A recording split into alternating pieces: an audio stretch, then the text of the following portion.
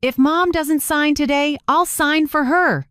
My oldest son's voice sliced through the ICU like a blade, cutting across the beeps of the monitor. I lay there with the oxygen tube deep in my nose, the IV biting my wrist, watching my oldest daughter step up, lipstick cold on her mouth, placing a pen in my hand. Just sign, Mom. Everything will be fine. My youngest daughter stood behind her brother, head bowed like she was crying. But her eyes stayed glued to the folder titled Asset Transfer and Inheritance Rights. Beside them, a stranger in a black suit opened his briefcase and set a seal on the table, ready to witness the moment they took their mother's estate. I looked at my 3 children, feeling hollow. None of them knew I had seen this day coming. I let the pen drop and heard the dry clink as metal hit the blanket. 3 faces froze at once. Because they had no idea the paper they were trying to force me to sign today was something I had made, permanently void a month ago.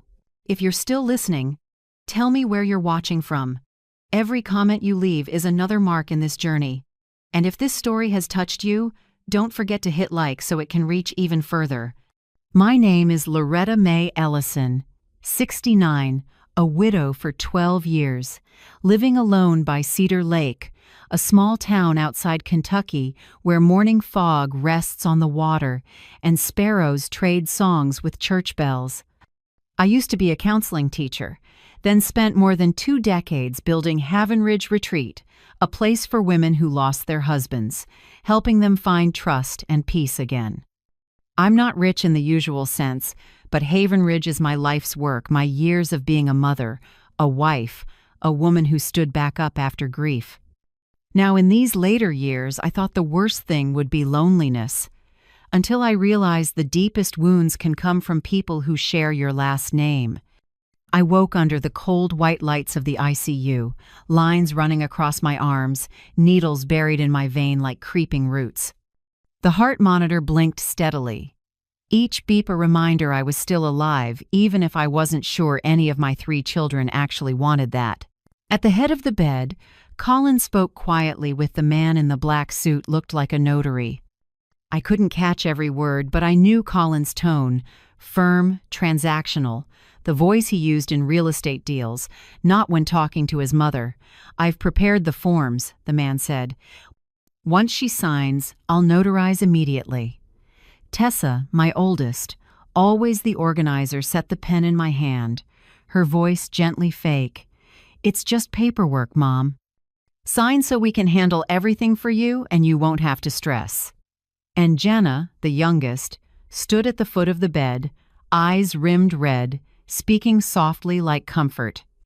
"We just want you to feel at peace, Mom. It's just one signature." I looked at each of them, 3 faces that used to be my pride, now as distant as strangers. The way they stood close, traded looks, and spoke to me with half-sweet, half-cold voices told me this wasn't their first conversation about it. They had a plan. And today, I was. The final checkbox on their contract. I tried to lift my hand, but my body was weak, my fingers shaking. I felt the cold pen in my palm. "Hold it for her," someone said, probably Tessa. Another hand pressed lightly on my wrist. I heard Colin sigh like he was waiting on a deal that had dragged on too long. Then Jenna's voice near my ear. "Just sign, Mom. This will make everything better." Her tone was sweet, but I could hear the emptiness in each word. I didn't sign. I let the pen fall. The tiny sound metal on blankets seemed to echo in the silent room. All 3 of them stopped. Colin bit his lip. Tessa frowned. Jenna looked down. The notary cleared his throat and politely closed his briefcase. No one said another word. Then Colin muttered, "What a waste of time." I watched them leave one by one. No goodbye, no hand squeeze. Just the smell of antiseptic and the steady beeping of my heart. I breathed slowly, feeling a pain in my chest that wasn't from my heart, but from somewhere else deeper, older. I once thought nothing could hurt me more than losing my husband. But today I understood, the greatest pain isn't losing the person you love, it's watching the ones you gave life to turn their backs on dignity. When the nurse came in, I pretended to sleep. I needed time to piece things together. The name Cedar Lake surfaced where I've lived nearly 30 years, where I built Haven Ridge Retreat, a place for widows. I turned it into a safe home where hundreds of women learned to stand again after loss. Haven Ridge is my life's devotion, my memories, and my husband Jack's, who passed 12 years ago. I once thought I'd pass it to my children so they could continue the work. I believed in their goodness until I realized the only thing they saw in Haven Ridge wasn't its worth, but its value on paper. A month ago, when my breath felt shorter each day, I quietly met with attorney Naomi Keats, who had helped with donations and estate matters before. I told her I feared that if I ever fell ill, my kids wouldn't ask, "Are you okay, Mom?" "But what are you leaving?" Naomi didn't look surprised. She just met my eyes and said, "If you want to protect what you built, do it before they realize you're still clear-minded enough to act." The next day, I signed everything to transfer Haven Ridge Retreat to the Widow's Lantern Foundation, an independent nonprofit serving women who've lost loved ones. From that moment, Haven Ridge was no longer personal property. It belonged to the people who needed it most. None of my 3 children knew. I didn't plan to tell them, at least not yet. I still hoped I could find a bit of trust in them before revealing the truth. But tonight, when I heard Colin order, "Bring the notary in," I knew my silence had saved me. After they left, I lay still for a long time. The fluorescent light cast a cold glow, my shadow pooling on the white blanket. In the steel frame's reflection, my face looked pale, older than it should. But in my own eyes, I recognized something I'd lost: resolve. I'm no longer the mother who keeps her head down, afraid to lose her children's love. I'm Loretta, the woman who built a house of peace from the wreckage of her life. And I won't let anyone turn that legacy into a bargaining chip. I turned toward the IV line, took a deep breath, and whispered through a rough throat, "Kids, I've already prepared." When the nurse returned to adjust the machines, I closed my eyes again. But my mind was sharp with every word and step I'd take once I got out. I would document everything: the times, the words, the actions of each of them, so no one could twist the story. They think I'm just a confused old woman, a name on paperwork that's easy to replace. But they forgot, I'm the one who wrote all of this, and only I have the right to write the ending. The door they think opens to treasure has been locked for a long time. I hid the key where they'd never think to look: a place called justice. And when I leave this hospital, they'll learn that what they just tried to take hasn't been theirs for a long time. That afternoon, exactly 1 month before I was in that hospital bed, the lake was still as glass. I stood at the second-floor window, where late light spread like a gold cloth over the water. The pink-red glow slid across the pines and bounced off the glass, throwing back a face I knew yet felt distant: mine, more tired than ever. At 69, I've gotten used to my body slowing down. Every morning, climbing the stairs from the office to my small apartment above, my chest felt like an invisible hand was squeezing. The light pains on the left side came more often. At first I called it fatigue. I used to teach others to listen to their bodies, and when it was my turn, I pretended I couldn't hear. I kept moving, kept working, kept being strong, like it was my job. From that room, I could see the whole of Haven Ridge Retreat, the last 20 years of my life. White-painted cottages ringed the lavender garden, a gravel porch where widows meditated or journaled every morning.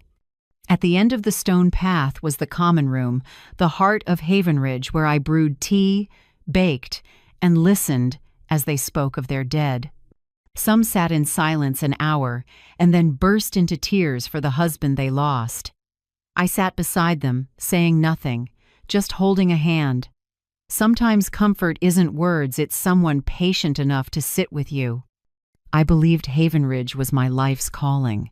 I led so many women through their darkest days, yet in that evening light, looking over the still water, I realized I was the one who hadn't left grief.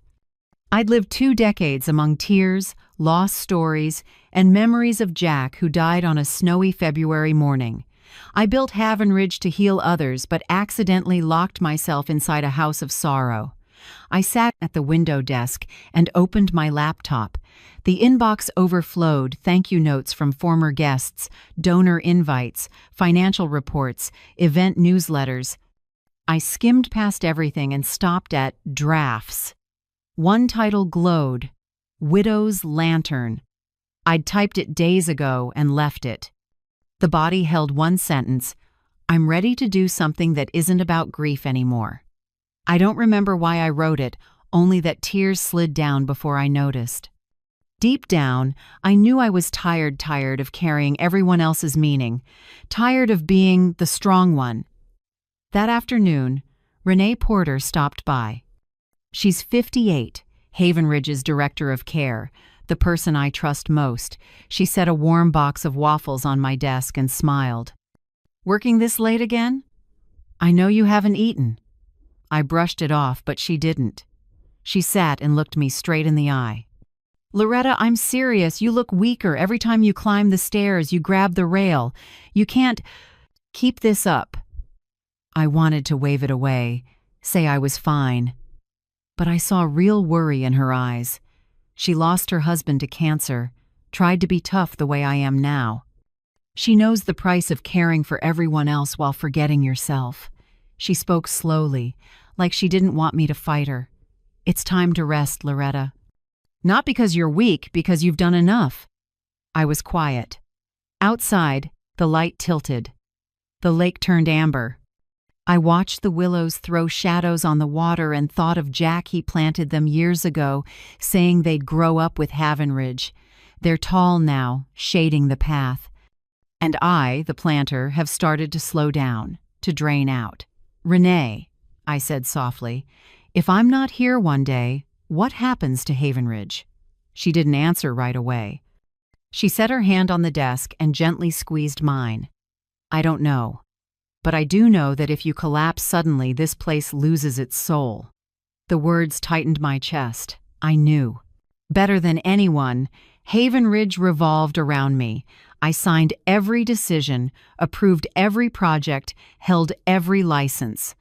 I meant to build a home for community, but I'd made it dependent on one person, me.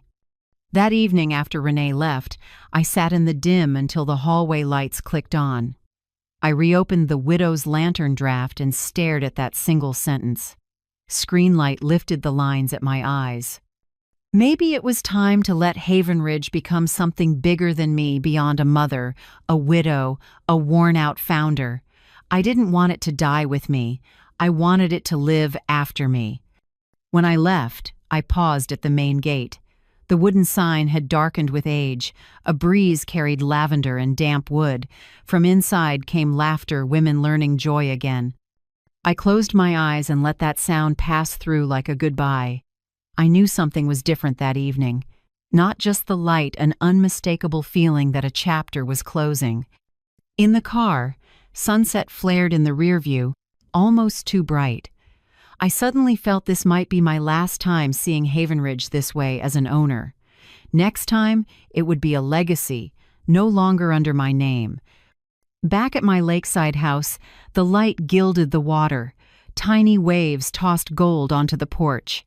I parked but didn't shut off the engine. In that moment, I knew, I'm not afraid of dying. I'm afraid of leaving without protecting what matters. I went inside, switched on the lamp, opened my laptop, and found Naomi Keats's number, the attorney who'd helped with last year's charitable paperwork. My cursor hovered before I called. Loretta? I thought you'd clocked out for the day, she answered gently. Not yet, Naomi, I said. I'm just getting started. That night, I knew my decision was set. Under the warm desk light, I wrote one line in my notebook. Tomorrow, I'll give Haven Ridge to the people who need it before my children take it. Outside, the night had settled. A thin moon skimmed the lake. The glow was soft but steady, just like the feeling inside me. Quiet, not weak. I knew that evening's sun was the sign of a beginning.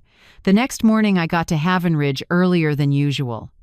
Fog still hugged Cedar Lake. The path in felt so still I could hear my shoes crunch the gravel. It was familiar and foreign, like walking through my own memory. Papers from the night before waited on my desk. I poured black tea, sat, and opened my contacts. Naomi's name appeared, note beneath it, Attorney Charitable and Community Assets. I took a long breath and called. "Loretta, I've been expecting you," Naomi said, warm but professional. "Are you sure?" "I've never been more sure," I said calmly. "I want a foundation not owned by anyone. It will carry on what Haven Ridge began." That afternoon I drove to Naomi's office in Lexington. Autumn leaves drifted over the hood, and I thought of what's fallen from my hands in this life. My husband, my youth, and now my trust in my children. But amid the losses, there was something I could still keep meaning. Naomi greeted me with a light smile and serious eyes that felt trustworthy. She poured coffee and spread clean pages across the table. "What will we call it?" she asked. I looked out the window at the rising sun flashing on the glass. I thought of the little candle we lit at memorials in Haven Ridge, the one cradled by widows' hands, symbolizing hope and strength after loss.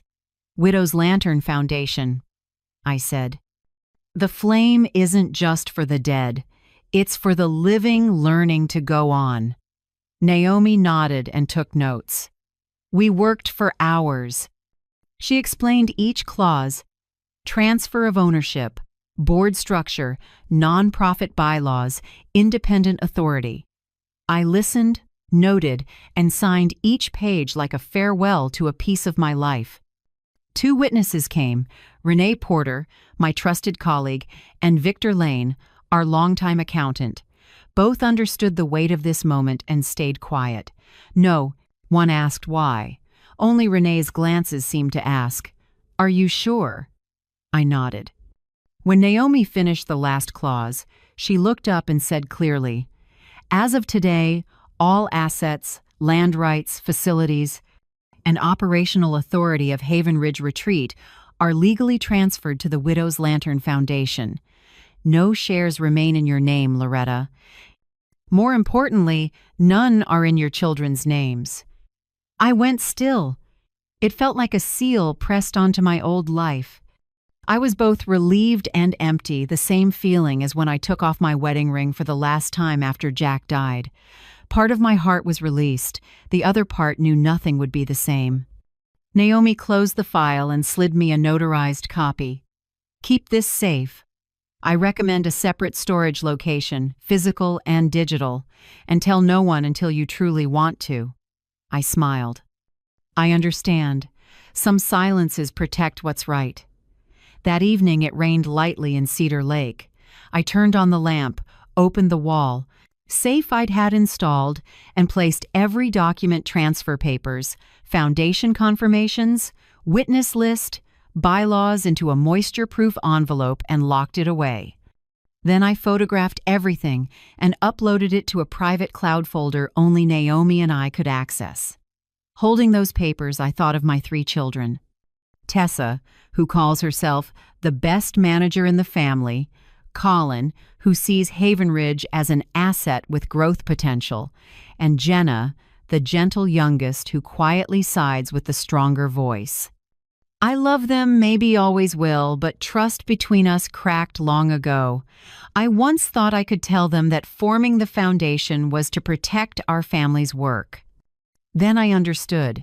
When love is mixed with greed, explanations become kindling. I didn't tell them, not out of secrecy, but because the timing wasn't safe.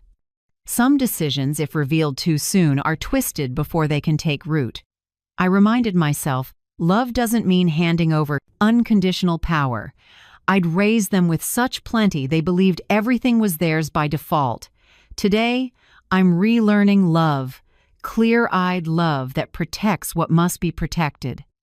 At 9 p.m., I closed the laptop and leaned back.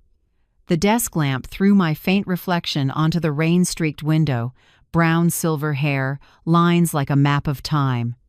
A flicker of fear. If I don't wake up tomorrow, will anyone understand I did this not out of selfishness but to safeguard value? Then I smiled. Courage isn't the absence of fear, it's doing the right thing while fear sits beside you.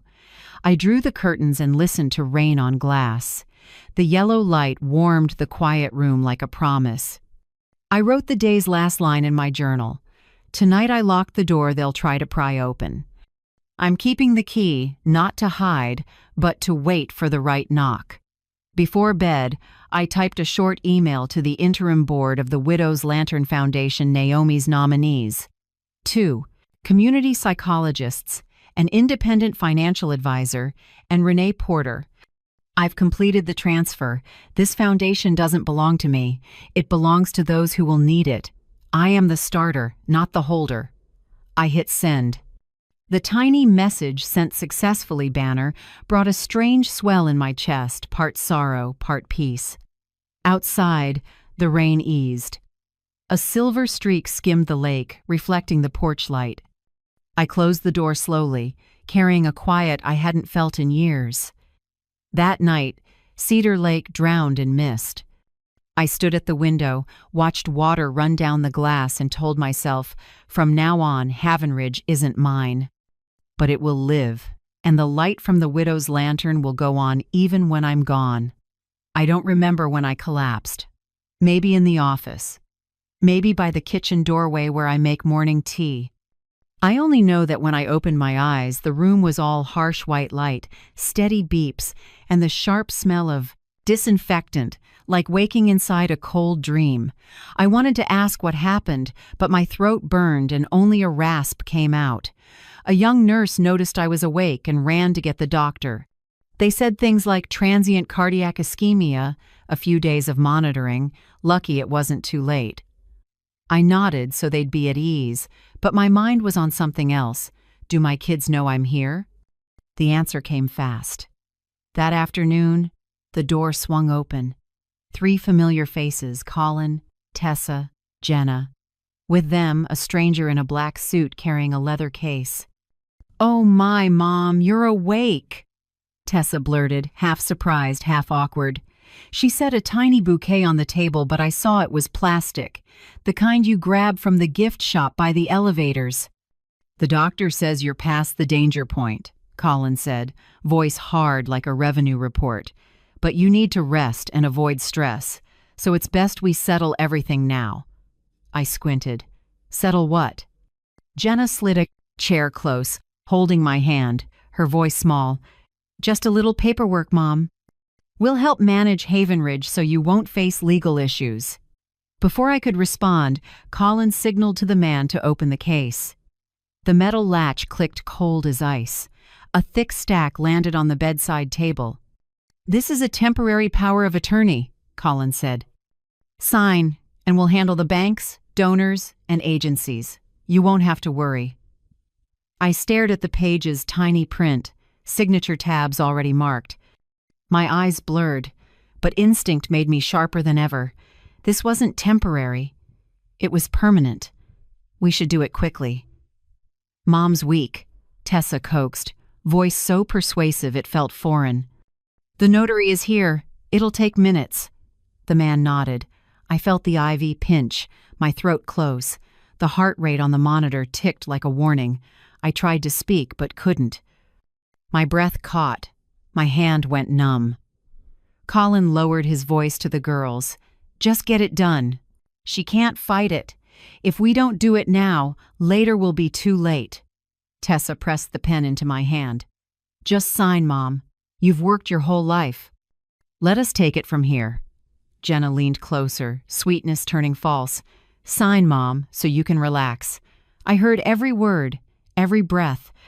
My 3 kids, the ones who once argued over slices of my pie and called me a superhero when I kept us afloat after their dad died, now stood here not to care for me, but to take. I tried to lift my hand and only managed to hold the pen loosely. I felt a sting at the IV site and a chill rushing up my arm. Through the haze, I heard Tessa murmur, Hold Mom's hand steady. Jenna's hand landed on my wrist, soft but firm. Colin stood at the foot of the bed, arms crossed, eyes indifferent. I let the pen fall. A small, dry click on white fabric. No one spoke for a few seconds. The air felt sucked out of the room. Colin inhaled hard and dropped a flat line. Fine. If you don't want to, then rest. But don't say we didn't take care of things. Tessa picked up the pen and slipped it into her purse. She said, "Let's go," without looking back. Jenna was the last to step out, gently closing the door. I saw her lashes tremble, but I couldn't tell if it was from nerves or guilt. The door clicked shut, leaving me alone under the cold white lights and the steady beeps of the heart monitor. No scent of flowers, only antiseptic. I lay still as tears burned down my temples. I wasn't crying from weakness. I cried because I had seen this coming, and I had prepared for it. 3 days later, I could sit up. They removed the oxygen tube. A nurse helped me practice breathing and eat thin porridge. My body still hurt, but my mind was strangely clear. I asked to borrow a phone to call family, but I really wanted to call Renee. When she heard my voice, she froze. "Oh my God, Loretta, I just heard you got sick." And before I could get there, Colin called the office this morning. I gripped the phone. "What did he say?" "He said you're not well enough to work and that you agreed to let him temporarily run Haven Ridge. He said staff might need to help sign a few things while you recover." I closed my eyes and breathed deep. Anger rose, but I wasn't afraid anymore. I just felt sorry for the blindness that greed can plant in the children you raised. "Renee," I said softly, "I want everything left as is. No transfers, no new accounts, no one enters the office without me, okay?" "Of course," she answered quickly, firm. "I'll tell accounting and the team. They only take direction from you." I smiled weakly. "Thank you.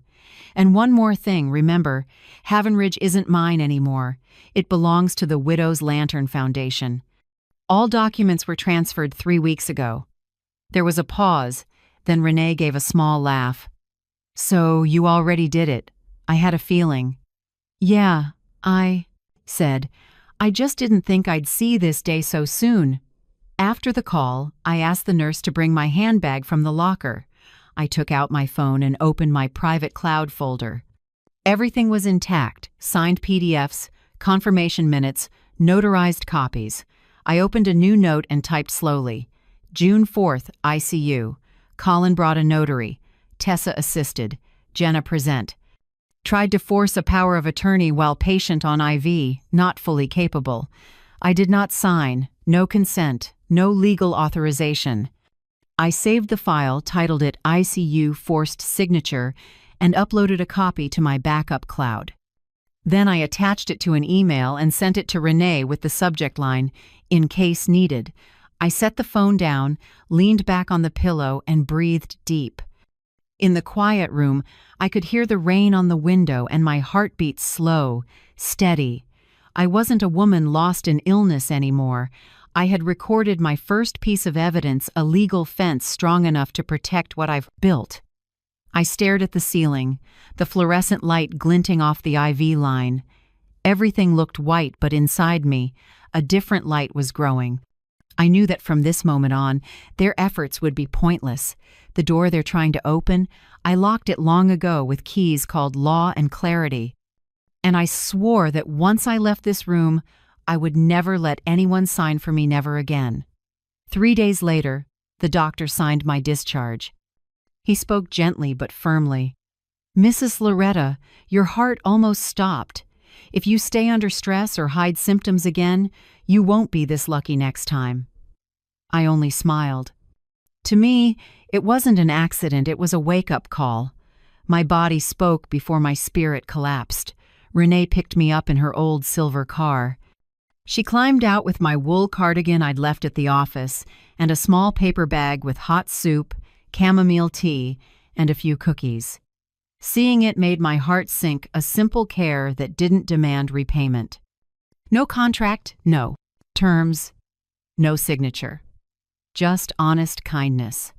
On the drive back to Cedar Lake, we barely spoke. Fog hung thick, catching the weak sunlight on every branch. I sat in the back seat, holding my medical file tight. The engine's hum was lulling, but my mind couldn't rest. In those 3 ICU days, I had repeated a list in my head what to do once I got home. When the car stopped at my house, I took a long breath. The small lakeside home was as quiet as the day I left, except the wind carried the damp smell of early autumn leaves. Renee helped me in, made tea, and reminded me, rest and don't touch work. I nodded, thanked her, waited for her to clear the driveway, then locked the door and pulled the key. The first thing I did wasn't rest. I went straight to the living room, bent down, and opened the cabinet under the bookshelf where the backup safe was hidden. The code still worked. When the soft click sounded, I almost held my breath. Inside, the original deeds transferring. Haven Ridge to the Widow's Lantern Foundation were stacked neatly, along with 2 witness confirmations and minutes from the interim board meeting. Nothing had moved. I carefully photographed each page, numbered them, and saved them to a hard drive in a separate cloud only Naomi Keats and I could access. Then I put everything back and locked the safe with a new code. This time I added another character, one more layer of comfort. I stood and looked around. Everything familiar, yet distant. This home once echoed with my kids' voices at Christmas. Now only wind slipped through the doorframe. I sat on the sofa and checked my phone. 3 new messages. Tessa, rest up, Mom, don't overthink. I'll visit soon. Colin, let's talk this weekend, Mom. A few things need your confirmation. Jenna, not a word. I stared at the 3 lines, and a chill ran through me. Each text sounded caring, but I heard the voice of interest and the patience of a plan not yet complete. I set the phone down and poured more tea. The chamomile rose light and sweet, but it couldn't lift the weight in my chest. That afternoon, I opened my laptop to check the work inbox. Hundreds of unread emails. One subject jumped out. Legal advisory appointment confirmation. I opened it. My heart thudded. It read, appointment between Loretta Ellison and legal advisor for Haven Ridge Retreat confirmed for 10 o'clock Friday morning. Below it was an electronic signature from Colin. He had impersonated me. Attached was a draft temporary power of attorney, the same thing I refused to sign in the ICU. Maybe any parent knows the unique pain of being betrayed by your own child. I still ask myself, do you believe love has limits? Tell me how you feel in the comments. I read each one like a new chapter in this life. I closed my eyes, counted to 3, and opened them again. No trembling, no fear, just a cold clarity. I hit forward and sent it to the entire interim board of the Widow's Lantern Foundation. In the body, I wrote, please reconfirm the governance structure. As of May 12th, all management authority for Haven Ridge Retreat belongs solely to the Widow's Lantern Foundation. No member of my family holds any position or legal authority. Any requests or contacts contrary to policy should be reported to me and attorney Naomi Keats. I attached the organizational charter, signed electronically, and sent it. When message sent successfully appeared, I exhaled. Once more, the door they tried to pry shut itself tighter. Evening came on. Late light streamed through the window onto the wooden table where I keep my old notebook. The cover was worn, the first pages still stained with old coffee. I opened it and wrote, clearly, June 4th ICU. Colin called a notary, brought power of attorney papers. Tessa assisted. Jenna stood by. They said Mom should sign for peace of mind. I did not sign. Then Colin left, irritated. Tessa packed the files. Jenna said nothing. All remembered. I paused, dotted the page, then added, I never thought I'd have to write this. But it's necessary to protect the truth if I can't speak. I closed the notebook, pulled a separate page, an action list, and numbered it. 1. Call Naomi Keats, confirm Haven Ridge's legal status. 2. Notify the board about Colin's impersonation. 3. Contact installers, set up a home camera system. 4. Update medical directive, remove decision rights from the kids. 5. Change emergency contact to Renee and Naomi. 6. Cancel the old power of attorney I granted years ago. Each time I finished a line, I drew a firm stroke through it. It felt like locking every door and sealing every gap they might slip through. I worked until dark, the warm lamp spreading a soft band across the table. Outside, the lake caught the distant glow of neighbors' lights. I stood, pulled the curtains, and saw my reflection in the glass, small but steady. Before bed, I wrote another letter by hand. Thick cream paper, my handwriting shaky but clear. Dear Naomi, if one day I lose capacity, open this envelope. Inside are journals, notes, and legal evidence of my children's recent actions. I trust you to protect the truth. Sincerely, Loretta M. Ellison. I sealed it and wrote on the front, open only if Loretta loses capacity.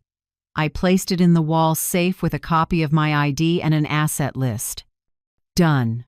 I turned off the lights, leaving a small one on the bookshelf. In the quiet house, the ticking clock sounded like the heartbeat of resolve. I wrapped myself in the cardigan Renee brought and sat by the window, looking out at the dark lake. Everything seemed asleep, but I knew the real fight had just begun. And this time, I would not fight with tears, but with evidence, with the law, and with the calm of a mother who used to trust too easily and has finally learned to trust herself. That Sunday, the Cedar Lake sky was cold and gray, no sun, just a breeze through the pines by the porch. I just poured tea when I heard an engine settle in the driveway, the low growl of a black SUV, the kind Colin uses for important meetings. My heart beat slow, not surprised. I knew the vague discussion from their weekend texts had arrived. The engine cut, doors opened in near unison. Colin stepped out first, white shirt buttoned to the collar, dark suit, shoes polished to a mirror in the dim noon light. He adjusted his tie, the habit he has before a deal. With Colin, everything is transactional, including family. Behind him came Tessa, hair in a tight bun, sunglasses covering half her face, though there was no sun. On her left was Jenna, the youngest, carrying a reusable water bottle, soft sweater, expression calm to the point of artificial. Watching them approach my door felt less like a visit to Mom and more like a shareholders' meeting. I opened the door before they could knock. "Come in," I said evenly. Colin walked straight in without a greeting. Tessa pressed her lips together. Jenna tried a stiff smile. They sat on the sofa while I stayed standing, keeping distance. "We need to talk," Colin began, placing a navy folder on the coffee table and sliding it toward me with a deliberate calm. "Just a few items to review: power of attorney, medical decision rights, co-managed accounts, and a shared benefit structure for Haven Ridge. We've organized everything." I looked at the stack and didn't touch it. Light from the window flashed off the cover stamped "Legal Draft." I didn't need to open it to know what was inside, a replay of what they tried in the hospital. Tessa leaned in, voice smooth like a presentation. "This is just temporary, so things stay stable. If it feels unnecessary later, you can revoke it." Jenna, beside her, dipped her head and added softly, "If you sign, everyone can relax. I know you're tired, but this is for everyone's good." I stayed silent. In that moment, I could hear the wall clock tick, each second dropping into the air. I reached out and pulled the folder close, opened the first tab. Dense legal phrases stared back: durable power of attorney, shared asset authorization, healthcare decision rights highlighted in yellow, ready for a signature. I turned each page slowly. It felt like reading an indictment written by my own children. At the last page, I closed it, set it back where it was, and said plainly, "No." Colin arched a brow. You haven't read it fully. I've read enough, I said, calm, low, but clear. The answer is no. The room froze. Tessa glanced at Colin, signaling. He leaned back and shifted tone. I don't think you're fully clear-headed. The doctor said you need rest and no stress. Are you sure you understand everything that's happening? I looked him in the eye. I'm clear enough to know trust has broken, and once it's broken, no. Paperwork fixes it. Jenna squeezed her bottle and stared down. Tessa exhaled sharply, trying to stay composed, fingers rubbing the purse edge, eyes unsteady. Colin braced his elbows on his knees, leaning toward me. I don't want to argue, but you're making this harder.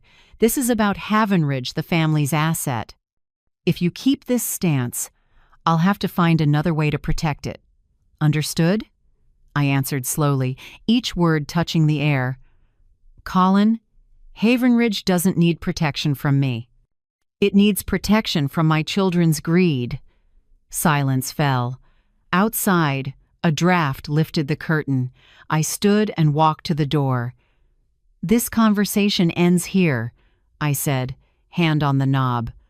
If you truly want to care for me, start by respecting my answer.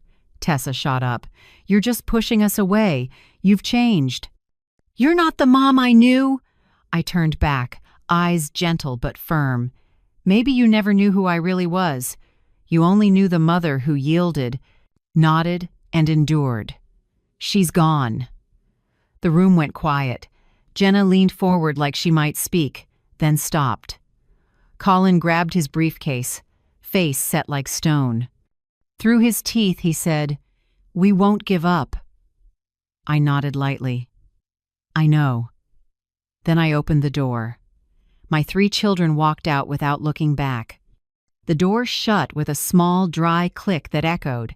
A boundary had been drawn between love and control, between the mother they were used to and the woman they can't bend. I stood a few seconds with my hand on the knob, listening as the SUV's engine faded down the leaf-strewn road. When the sound was gone, I let go and headed to the kitchen. On the counter, my morning tea had gone cold. I added hot water. The scent rose and drifted into the quiet. With both hands around the mug, I noticed they were shaking, but not from fear. For the first time in years, they trembled with relief. Not relief from winning, but from choosing my voice over. Compliance. I no longer needed to keep the peace, no longer needed to use endurance as a shield. I sat and looked out the window. Cedar Lake mirrored thin clouds. Nothing outside had changed, but I knew everything inside me had. I had stepped across a line, not loud, not dramatic, just a steady no, strong enough to reclaim the rest of my life. And sometimes a woman's greatest strength isn't in the shout, it's in the moment she smiles and looks straight at the people telling her to be quiet. Last Sunday was the boundary line, and Monday morning the mailman brought the first strike. On the porch lay a large white envelope stamped with the law firm Colin likes to hire. I used a letter opener. Inside, an emergency petition for guardianship filed in County Family Court. Petitioner, Colin Ellison. Supporter, Tessa. Witness, Jenna. The summary was cold as stone. Mrs. Loretta is unstable, easily influenced, needs a representative. I read it all, closed it, and set it on the table like closing a door. I didn't call the kids. I dialed Naomi Keats. Loretta, I expected this, Naomi said evenly. We respond now. I don't want a circus, I said, but I won't hand myself to greed. Then we use facts, she replied. Start with a timeline. That afternoon, I brought my notebook, phone, and a box of files to Naomi's office. On the glass board, she wrote key points: ICU, June 4th, impersonation email, Havenridge transfer May 12th, cameras 2 weeks ago. I provided the texts: Tessa's rest up, Colin's talk this weekend, and Jenna's silence. Naomi nodded. Silence, after a forced signature attempt, is still data. We pulled images of the originals, transfer deeds, witness confirmations. I opened the cloud note. ICU force signature. Colin brought a notary. Tessa assisted. Jenna present. Patient on IV. No signature. Naomi asked me to write a first-person statement describing sounds, words, feelings. Courts don't just read statutes, she said. They read people. The next day, Naomi contacted Haven Ridge. Renee sent gate camera footage. Colin tried to badge into operations and was stopped by security. We numbered, time-stamped, and indexed the exhibits. Naomi concluded, "The strategy is to show a systematic manipulation pattern, impersonation, staging, exploiting illness, attempted facility access." I nodded, heart steadying. I got home late. On the porch sat a tray of banana bread wrapped in parchment with a note, "Eat and rest. I stopped by but missed you. Jenna." The smell of ripe banana, butter, and cinnamon pulled me back to when she baked with me. I didn't open the door. I didn't text back. I set the tray in the kitchen and covered it. Love isn't dead, but it no longer drives my decisions. That night I wrote a small declaration in my journal, saying no isn't cruel, saying no is building a fence around the replay day. A heart, so love isn't used as a shortcut to the vault. When I set down the pen, my breath felt lighter. In the days that followed, we sprinted. Naomi prepared a thick response, a motion to dismiss, a statement from my cardiologist, confirming capacity, the new medical directive, my cancellation of the old power of attorney, a letter from the Widow's Lantern Board confirming governance, and the full digital log. I checked every error, questioned every comma. Naomi smiled. "I appreciate your precision." Friday afternoon, the response was filed. On the courthouse steps, Naomi said, "From here, you shift from defense to offense. They shoved us onto the field. Now we choose the rules." The words clicked a latch in my chest. That weekend, I cleaned house like a recovery ritual. I gathered old magazines, reset picture frames, wiped sills, each drawer arranged like an argument. Orderly, clear, no room for clutter. I opened windows to let fall air in, damp wood mixing with lemon. Oil. I brought in the wind chimes. I no longer needed to fill the silence with noise. At night, I didn't stand guard. Passing cars didn't startle me. Shadows across the lawn didn't send me to the curtains. Under warm light, I reread our filing, holding it like a map. I know where I am and where I'm going. Sunday morning, I carried the bread to the porch. The top had dried, but the scent remained. I cut a slice and brewed tea. I wasn't angry at Jenna, just sad she stood on the fence so long. Sad, but not weak. I bagged the rest and texted Renee, "Pick up when you can. Give to the night shift." I don't eat much sugar. An hour later, the tray was gone, with a note left behind. "Got it. R." At noon, Naomi called. "Court received it. Preliminary hearing next week." "I'll send the schedule." I thanked her and set the phone down. Out in the yard, I clipped lavender and set it in a chipped ceramic vase. The scent filled the kitchen and seeped down the hall. I understood that for years I fed life in others while forgetting to feed life in my own home. Toward evening, I dragged an old cedar chest to the center of the living room. Inside, Jack's letters, cassette tapes of the kids singing, receipts from Haven Ridge's opening days. I didn't burn or toss them. I organized, tied fresh ribbon, and labeled, "Keep not for bargaining. Keep what needs keeping. Let go of the rest. That's how I'll live again." The sun dropped behind the pines. The house washed in a soft blue. I flipped on the porch light, its glow falling across the gray stone path. I realized I wasn't afraid of footsteps anymore. If anyone comes, this door opens on my terms. Inside, there is order. Inside, there is a fence. Night settled. I sat at the table and wrote one more line. I won't prove anything with tears. I'll prove it with timestamps, names, signatures. I'm not asking for pity. I'm asking for respect. My peace doesn't hang on someone else's mood. Wind drifted off the lake. I closed the journal and dimmed the lights, leaving one in the kitchen. That small glow pushed back just enough dark like the widow's lantern I named the foundation after. I walked room to room, touching the wood, listening to the house breathe. In that rhythm, I knew I'd left the fragile shore and stepped onto the solid one. The next morning, the mailman knocked again. No heavy envelope this time, just ads. I brewed tea and opened a window. The Cedar Lake sky was clearer than usual. In my chest, space opened not to run, but to move forward. That morning, the sky over Cedar Lake was startlingly clear. I stood at the mirror and smoothed the sleeves of my navy coat, the one I wore at those first Haven Ridge fundraisers, when I could drive across 3 states to raise support for widows with nowhere to go. I chose it not to look strong, but to remember who I am, the woman who once stood at a podium and spoke plainly about value, trust, and how a woman can rebuild her life with 2 trembling hands. The county courthouse sits downtown, a small red brick building with an old dome. Inside, early light streamed through tall windows and lay across the wooden benches like a thin layer of time.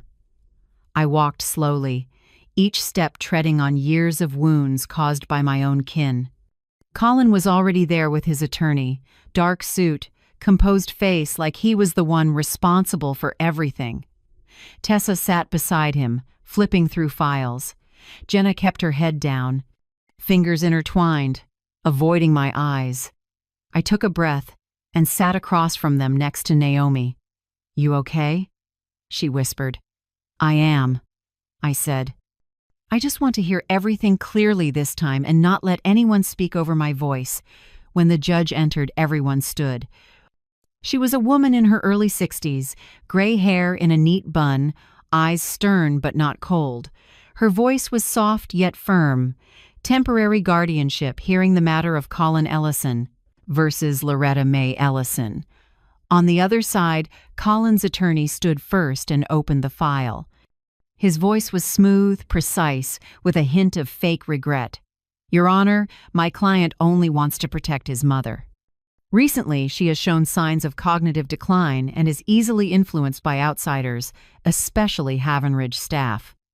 Her decision to transfer all assets to a non-profit run by others indicates impaired judgment." Each word "decline," easily influenced, dropped and made my chest heavier, but my face stayed calm. I didn't need to argue with emotion. I only needed the facts. When it was our turn, Naomi rose. She didn't raise her voice. She just opened each file and presented them in order. "Your Honor, we submit medical records from Cedar Lake Hospital confirming that Mrs. Loretta has no signs of cognitive disorder.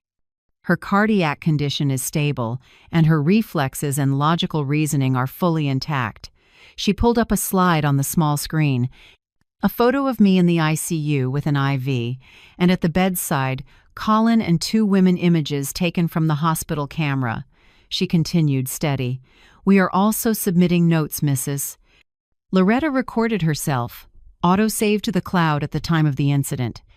It states, Colin brought a notary, tried to force a power of attorney while the patient was on an IV, no consent." A small camera click sounded from the back row.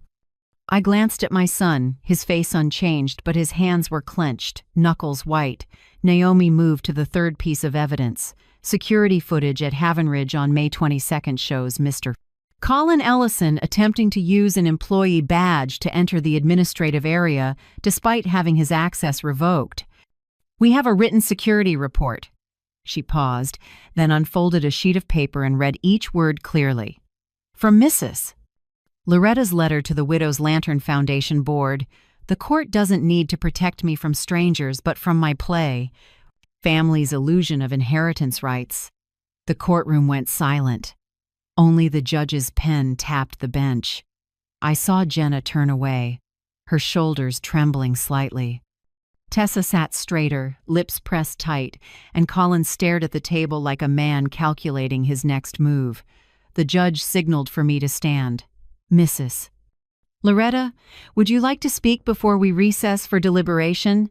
I stood with my hands lightly clasped, steadying myself.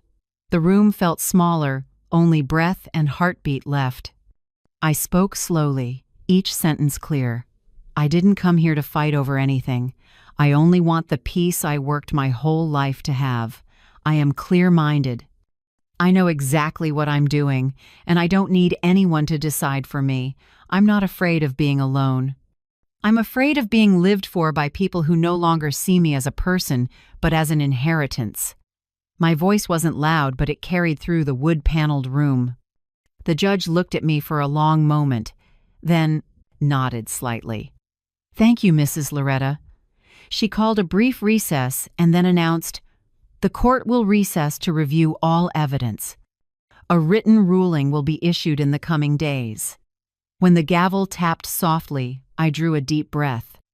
I didn't feel victorious, and I didn't feel afraid. I just felt steady in the truest sense. Not standing on arguments, but on my own name. Across the aisle, Colin packed his files without a word. Tessa avoided my eyes. Jenna walked slowly behind them, glancing back once eyes wet, half wanting to speak, half afraid to. I gave a small nod. No hatred, no blame. I knew I couldn't save people who don't want to wake up. Outside, noonlight fell across the brick walkway. Naomi walked beside me in silence until we reached the lot. She set a hand on my shoulder and said softly, "Whatever the outcome, you reclaimed your name today."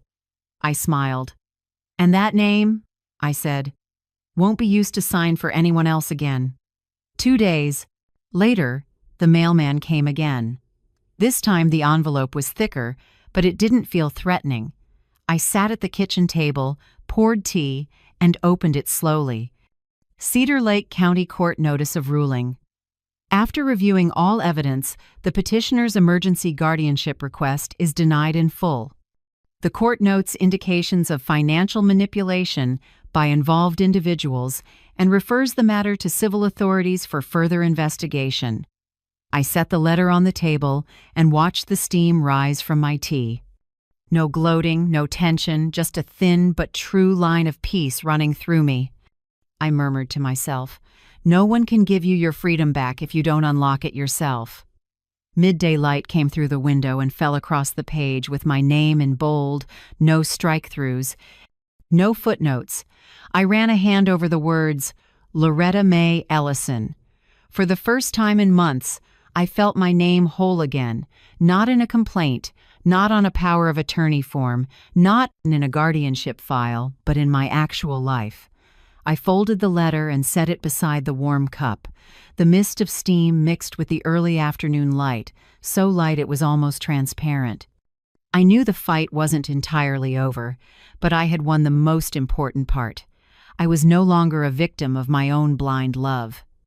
I decided not to cancel Legacy Evening, the event I'd scheduled to honor those who had walked with Havenridge, but I changed the guest list. No Ellison name tags, and no donors who like posing with oversized checks.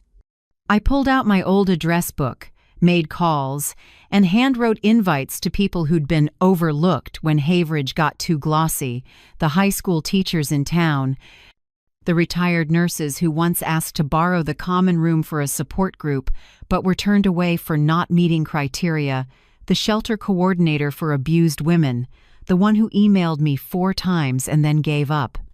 On each card, I wrote the same line in a slightly shaky blue ink. Havenridge is no longer my family's asset. It belongs to those who need it. Hope to see you at Legacy Evening. Some called back right away, voices trembling with disbelief. Others sent a simple, "Thank you for remembering us," and some were silent for days before replying, as if they needed time to believe that a long-closed door had opened. I didn't push. A good door is one people choose to walk through. News of the ruling spread faster than I expected. Colin found out by late afternoon.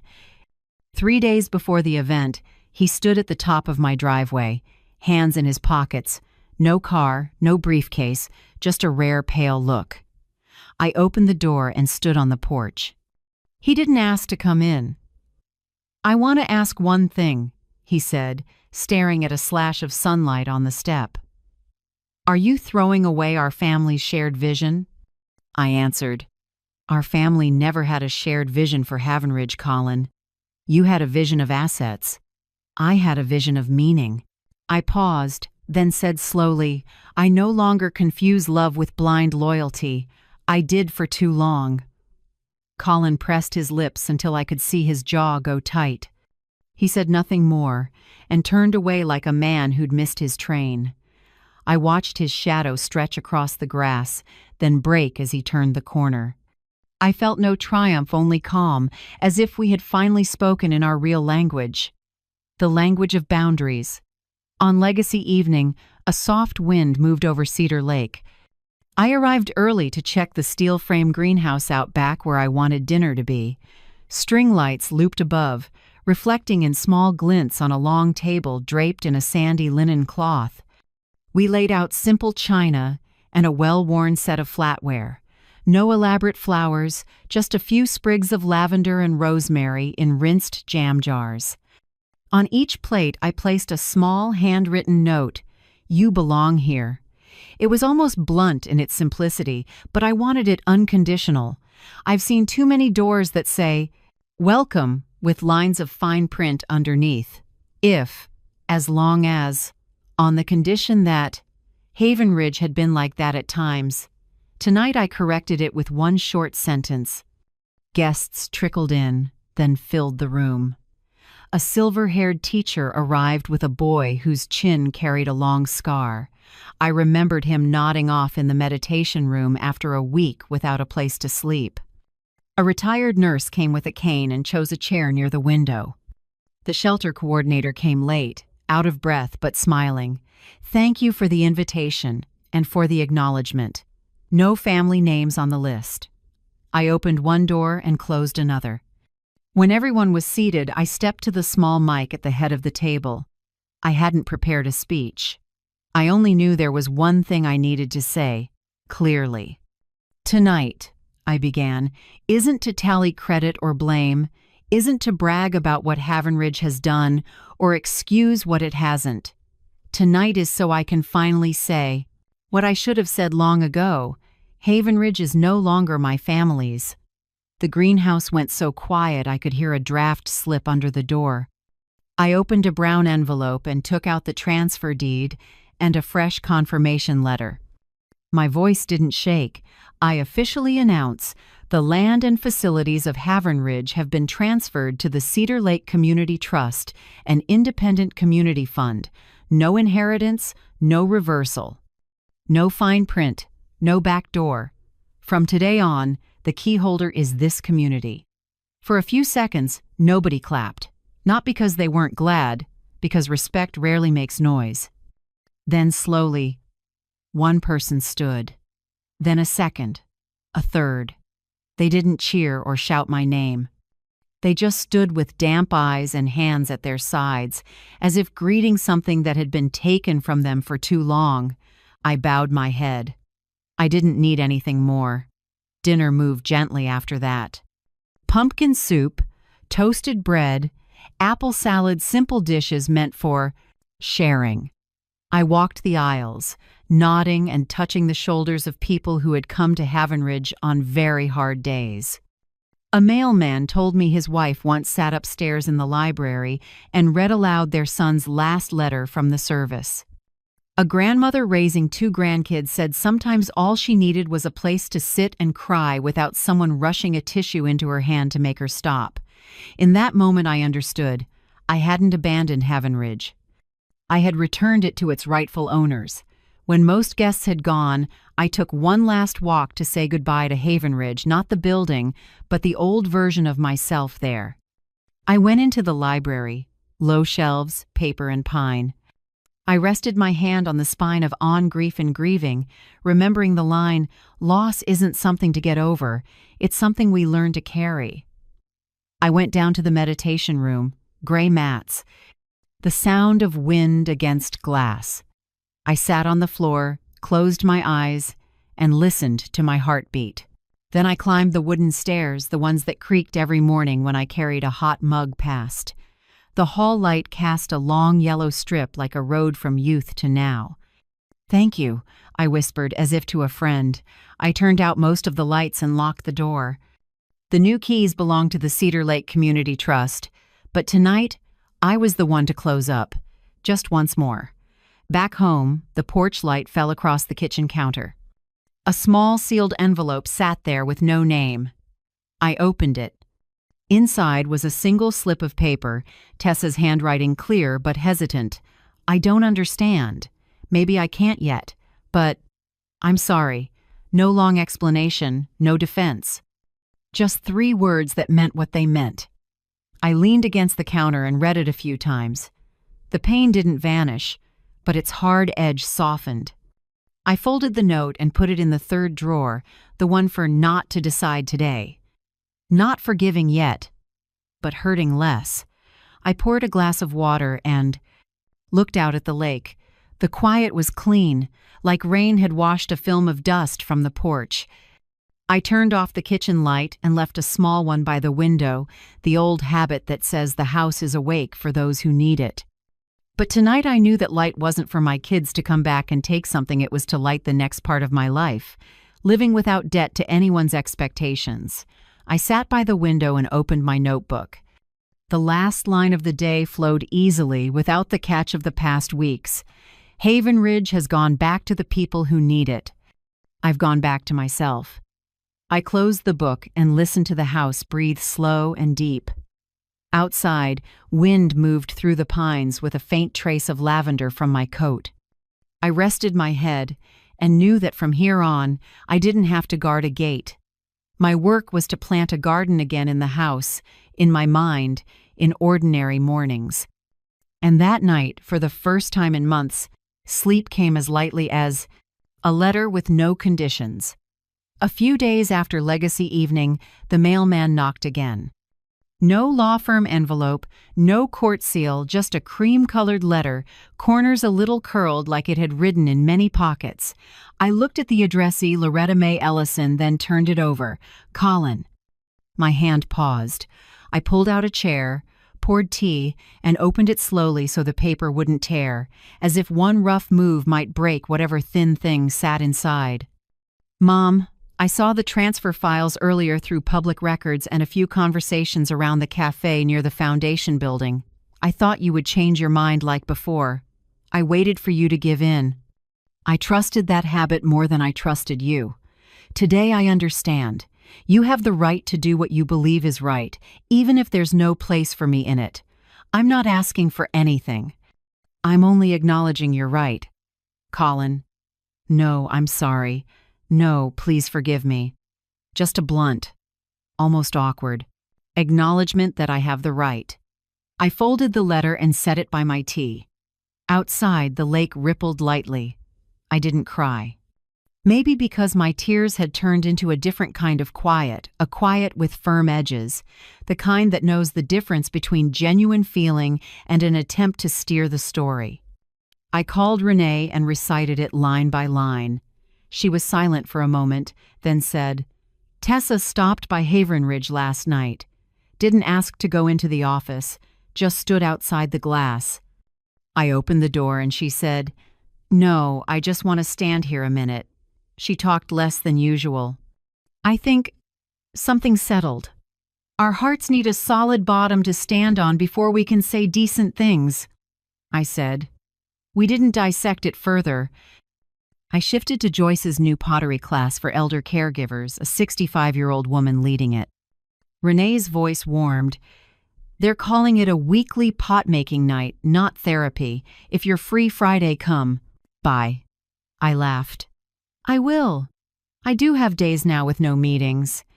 That afternoon I went to the Haven Ridge community room, the one I'd walked through 1,000 times with a to-do list nailed into my brain.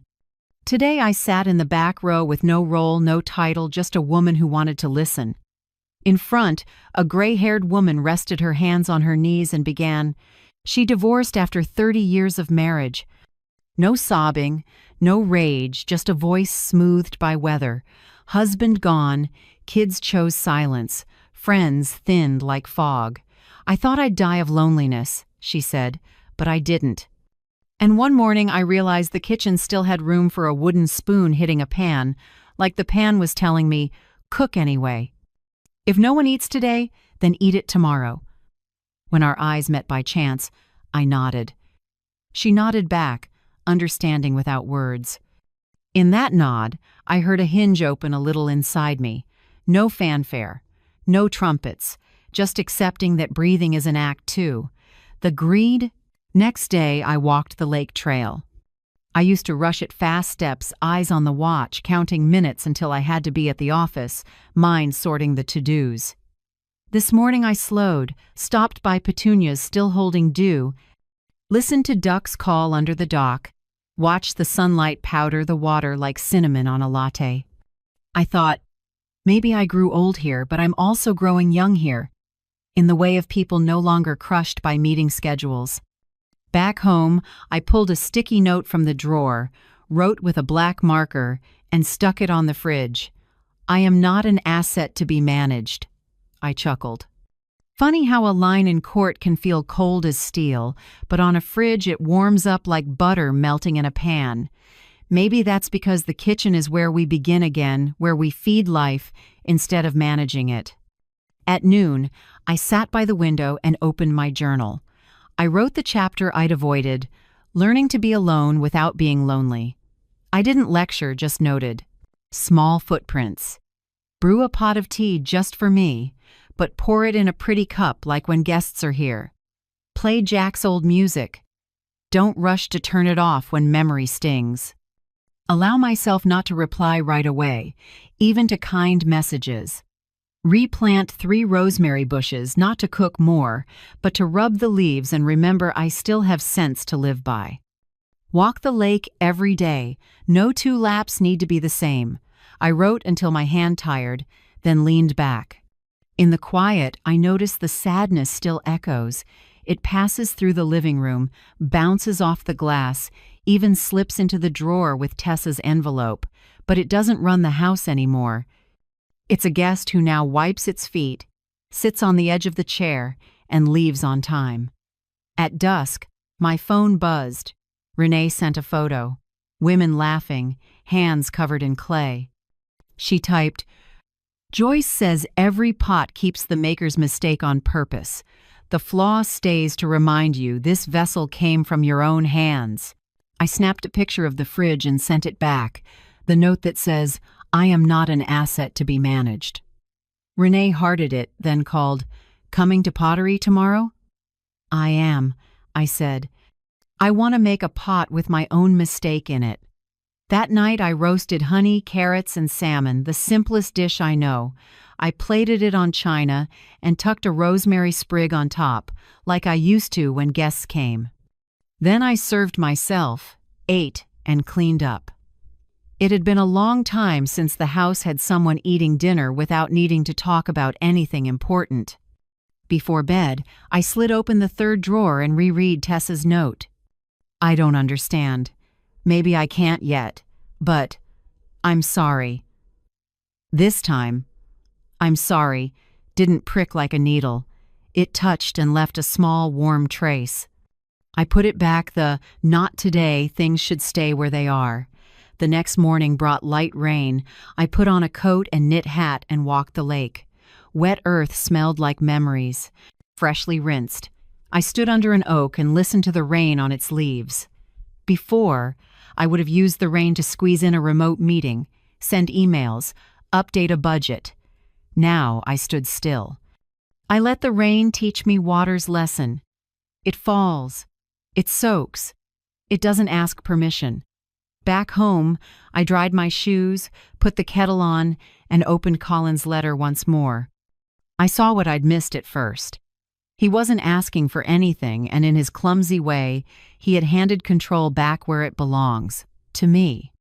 A second hinge opened inside, not for anyone to walk through right away, but so the light could step in first.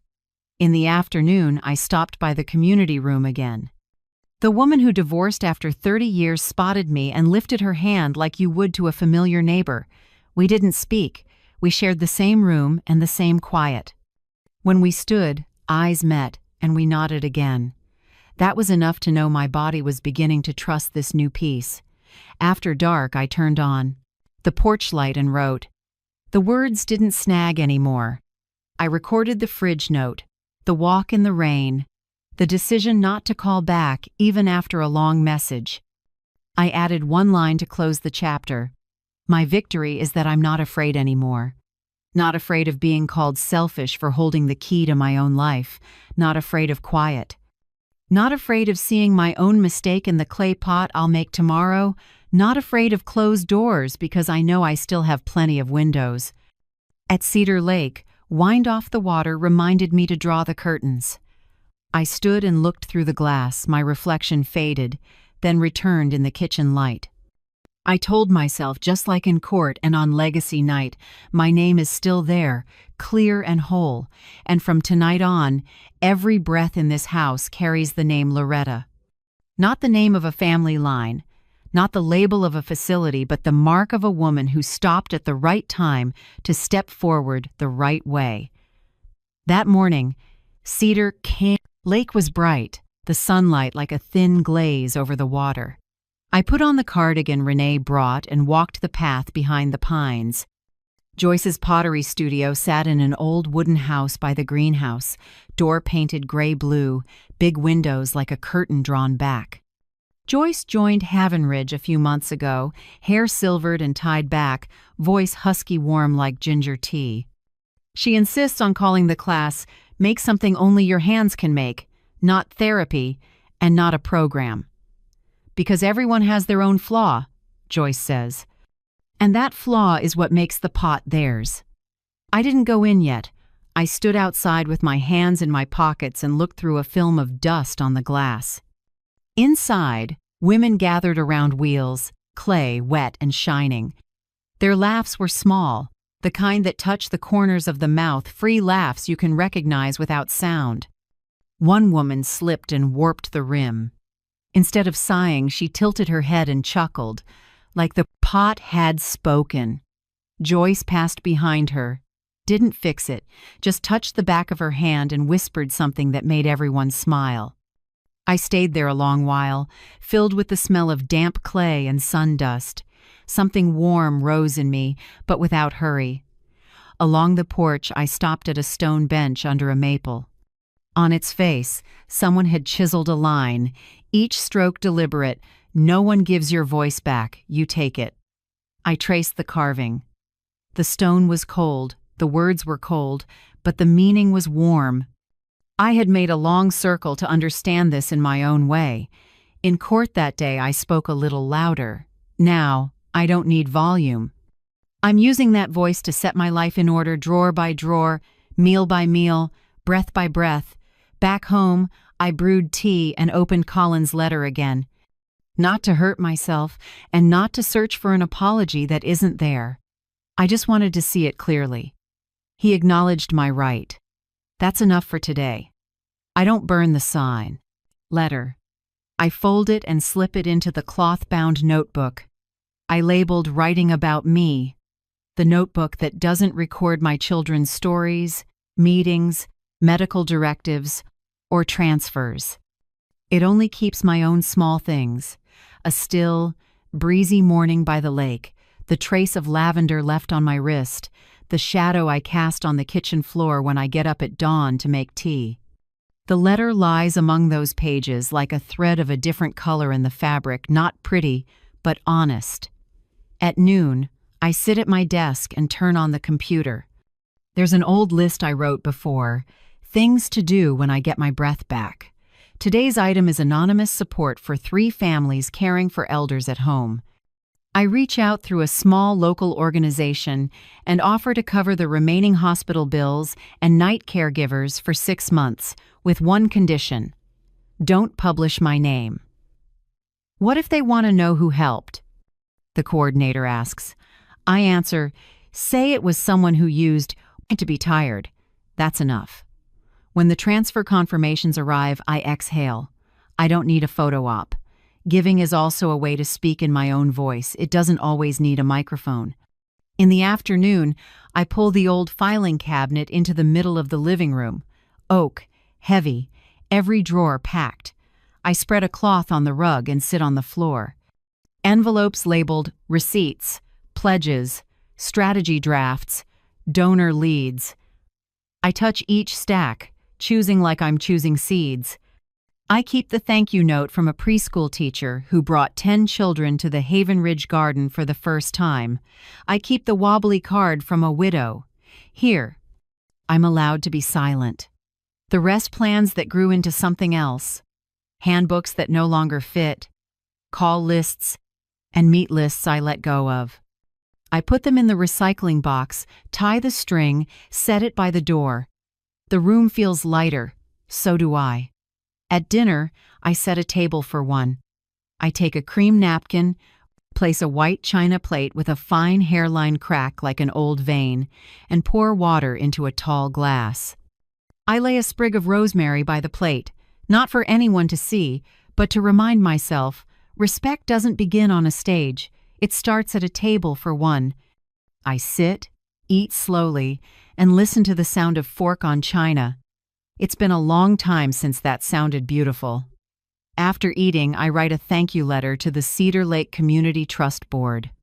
I briefly share about Legacy Evening, about people standing in silence to honor a right decision, and I write the most important line, "Thank you for upholding a no nepotism principle in admissions.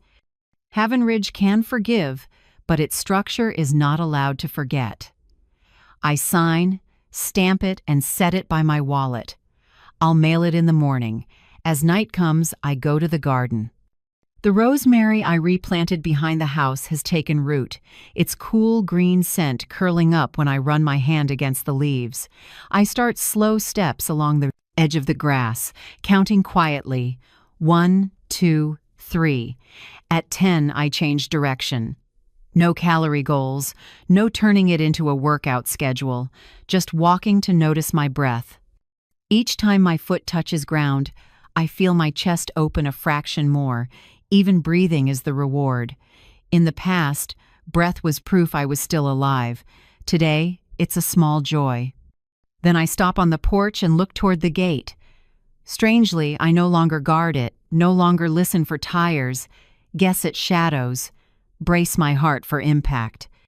The gate is still there, matte black paint, hinges that whisper when the wind moves it. But now, the gate guards me not with a lock, but with peace. It's like a gentle old watchman reminding me, slow down, choose who comes in, and remember you can sit too, without waiting for anyone. Late, I call Renee. We talk about the pottery class, about Joyce, about those wobbly bowls everyone loves. Come try tomorrow? Renee nudges. I laugh. I'll come tomorrow. I want to throw a little bowl with my own flaw. Then I tell her about the line carved on the stone bench. Renee says, someone probably carved it for herself first, then for others. I think, that's exactly right. At night, I turn on the small, warm kitchen light and write. I write less, because I don't need to record everything anymore. I write just enough to remember the smells, the light, the laughter. I write about the way a middle-aged woman in class put her hands on the clay like on a stray cat, slow, patient, holding back words. I write about the wind through the pines sounding like paper rustling, about a young couple walking by hand in hand, not knowing that a few yards away a woman is learning to begin again at 69. Before bed, I open the Writing About Me notebook again. I tape in a small scrap cut from a rosemary bag, the scent still faint. Under it, I write one line, "Here, I don't prove. I live." Then I close the notebook and set it on the shelf, where the moonlight touches one corner. Past midnight, a light wind rises. I hear the roof hum, the wood flexing like skin when the weather changes. I don't jump up to check the locks anymore. I know I locked them, and more than that, I've sealed the drafts inside me. Worries don't flood in like before, they knock. I recognize them, then let them go. The gate isn't something I cling to now. It's a quiet brace that reminds me with each passing day I'm a little closer to myself. The next morning, I wake early, make a mild coffee, and sit on the steps looking at the lake under a thin veil of fog. I see an older woman pull a small cart past, pause to look into my garden, then smile and nod. I nod back. No words needed. In that small moment, I understand why Joyce insists on calling the class "Make Something Only Your Hands Can Make," because life is the same. No one can throw the pot that holds your peace for you. Others can give clay, water, and a wheel, but the touch has to be yours. In the afternoon, I pass the pottery studio. This time, I push the door open and walk in. The smell of wet clay and the faint trickle at the wash sink greet me. Joyce looks up and smiles. "Here to make your own flawed piece yet?" I answer. "Not sure where the flaw will land, but I'm here to find it." The others shift over and make room for me at a wheel. I roll up my sleeves, set the clay in the center, and press the pedal lightly. The wheel turns, the clay soft under my hands. I don't rush the shape. I just apply enough pressure, listening as my heartbeat falls into rhythm with the spin. Outside the window, the lake glints with a narrow silver streak, like a thread stitching afternoon to evening. At night, I set the table for one again, pour water into the glass, and tuck a lavender sprig in a vase. I look at the note on the fridge, "I am not an asset to be managed," and smile. Turns out, when your voice is back where it belongs, a fate meal can feel as full as a feast. Turns out, when the gate no longer needs you to guard it, it guards you with quiet. So on days you're too tired, you still remember to open a window, let the wind touch your forehead, and say something very soft. That's enough for today, Loretta. Rest. Winter arrives as gently as breath. All of Cedar Lake wears a thin veil of snow, so pristine it seems it would melt at a touch. I brew cinnamon tea, the warm, sweet scent filling the room, and sit by the fireplace listening to the soft crackle like the house's steady heartbeat. Outside the window, the lake is starting to freeze in patches. A few small birds sit on bare branches, fluffing their feathers for warmth.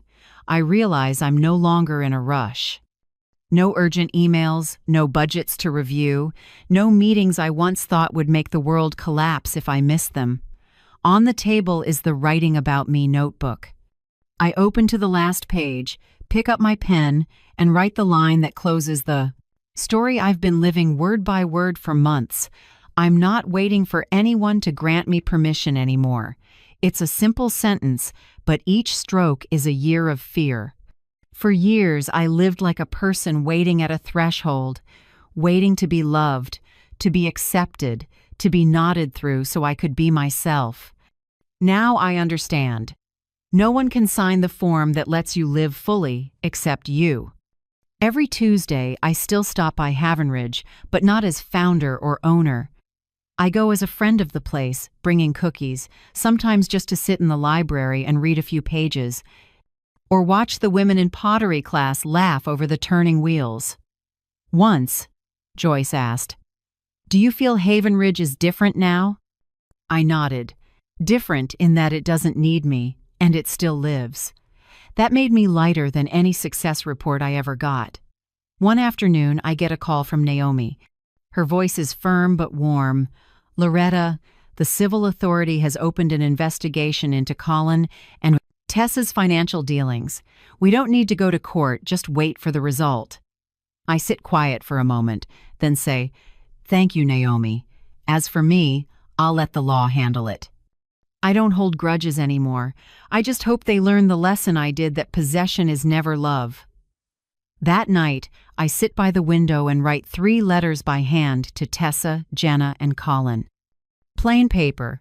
My handwriting a little shaky but steady. "My children, I'm not asking for an apology, and I'm not blaming you. When you're ready to speak with respect, I'm here. Not to lecture, but to listen. I'm still your mother, but now I'm a mother who keeps her boundaries." I fold the 3 letters and seal them. I'm not sure they'll read them, but that's no longer the point. Some words need to be said so the heart has room to breathe, not to make someone answer. Night falls faster in snow season. I light a candle, put on instrumental music, and write a short passage in my notebook as if for a future reader, maybe a woman sitting in a quiet house where loneliness mingles with regret. If someone is reading this, remember, you have the right to set boundaries even with the people you love. That isn't selfish, it's how you keep your humanity from dissolving into someone else's. Real love doesn't need a deed of ownership. I set down the pen and closed the notebook. The fireplace is still glowing, the fire reflecting a warm gold on the wall like skin. Outside, snow falls so slowly it feels like time is sitting here having tea with me.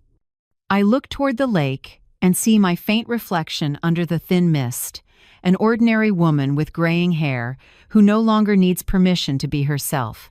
I smile. This story, at last, belongs to me. Not a report, not evidence, not an argument. Just the story of someone who stopped trying to be loved the right way and started loving herself the right way. I set down my teacup and let the cinnamon mingle with the scent of burning wood. Winters are always cold at Cedar Lake, but I know something inside me is warming a fire that needs no kindling, only courage. I add one last line in my journal, like a message to myself and to anyone who's lived through collapse. Don't be afraid of losing someone. Be most afraid of losing yourself while trying to keep them. Then I close the notebook, lean back, and exhale slowly. Outside, the snow keeps falling, but inside me, the sky just broke into sun. Thank you truly for staying with me to these very last lines. If you're still here, maybe somewhere in this story you recognized a part of yourself, someone who once loved with everything, was hurt, and still chose to stand up with gentleness and self-respect. I want to ask you one thing. Where are you listening from? A small kitchen glowing warm, or a quiet room with only a lamp and your heartbeat? Wherever you are, I hope you know you are not alone. If any detail impressed us, when we of action relax my dawn, my journey made you pause, remember, or feel a small ache, please share one line in the comments. Who knows, your small story might be the light someone needs to walk through their own darkness. And if you want to keep going with me with the women, mothers, and fathers who have lost but refuse to fall, please hit follow or tap like. Every comment and every heart you leave is a warm beat that helps this story travel farther and touch more souls who need a hug made of words. I'm grateful to you, from the deepest place in me, for listening, for feeling, and for staying. Because sometimes, just having one person stop with us in the long night is enough to believe we were never truly alone. You can't sit with us.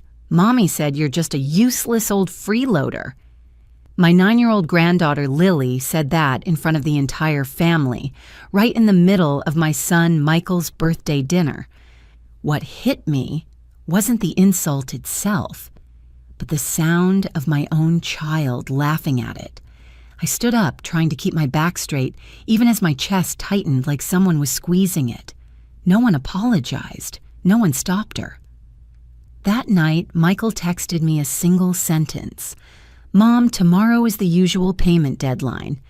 And I replied, "Handle it yourself." They didn't know that, from that moment on, I had opened the door to the biggest reversal of their lives. If you're still listening, tell me where you're watching from. Every comment you leave is another mark in this journey. And if this story has touched you, don't forget to hit like, so it can reach even further. My name is Evelyn Brooks. I'm 66 years old and live in a quiet little town in Oregon. My white wooden house with the wide front porch is where I raised my 2 boys and where I once imagined I would grow old peacefully, surrounded by the laughter of family. But it turns out everything I spent my whole life building could collapse in an instant created by the very people I loved most. That day was Michael's 41st birthday.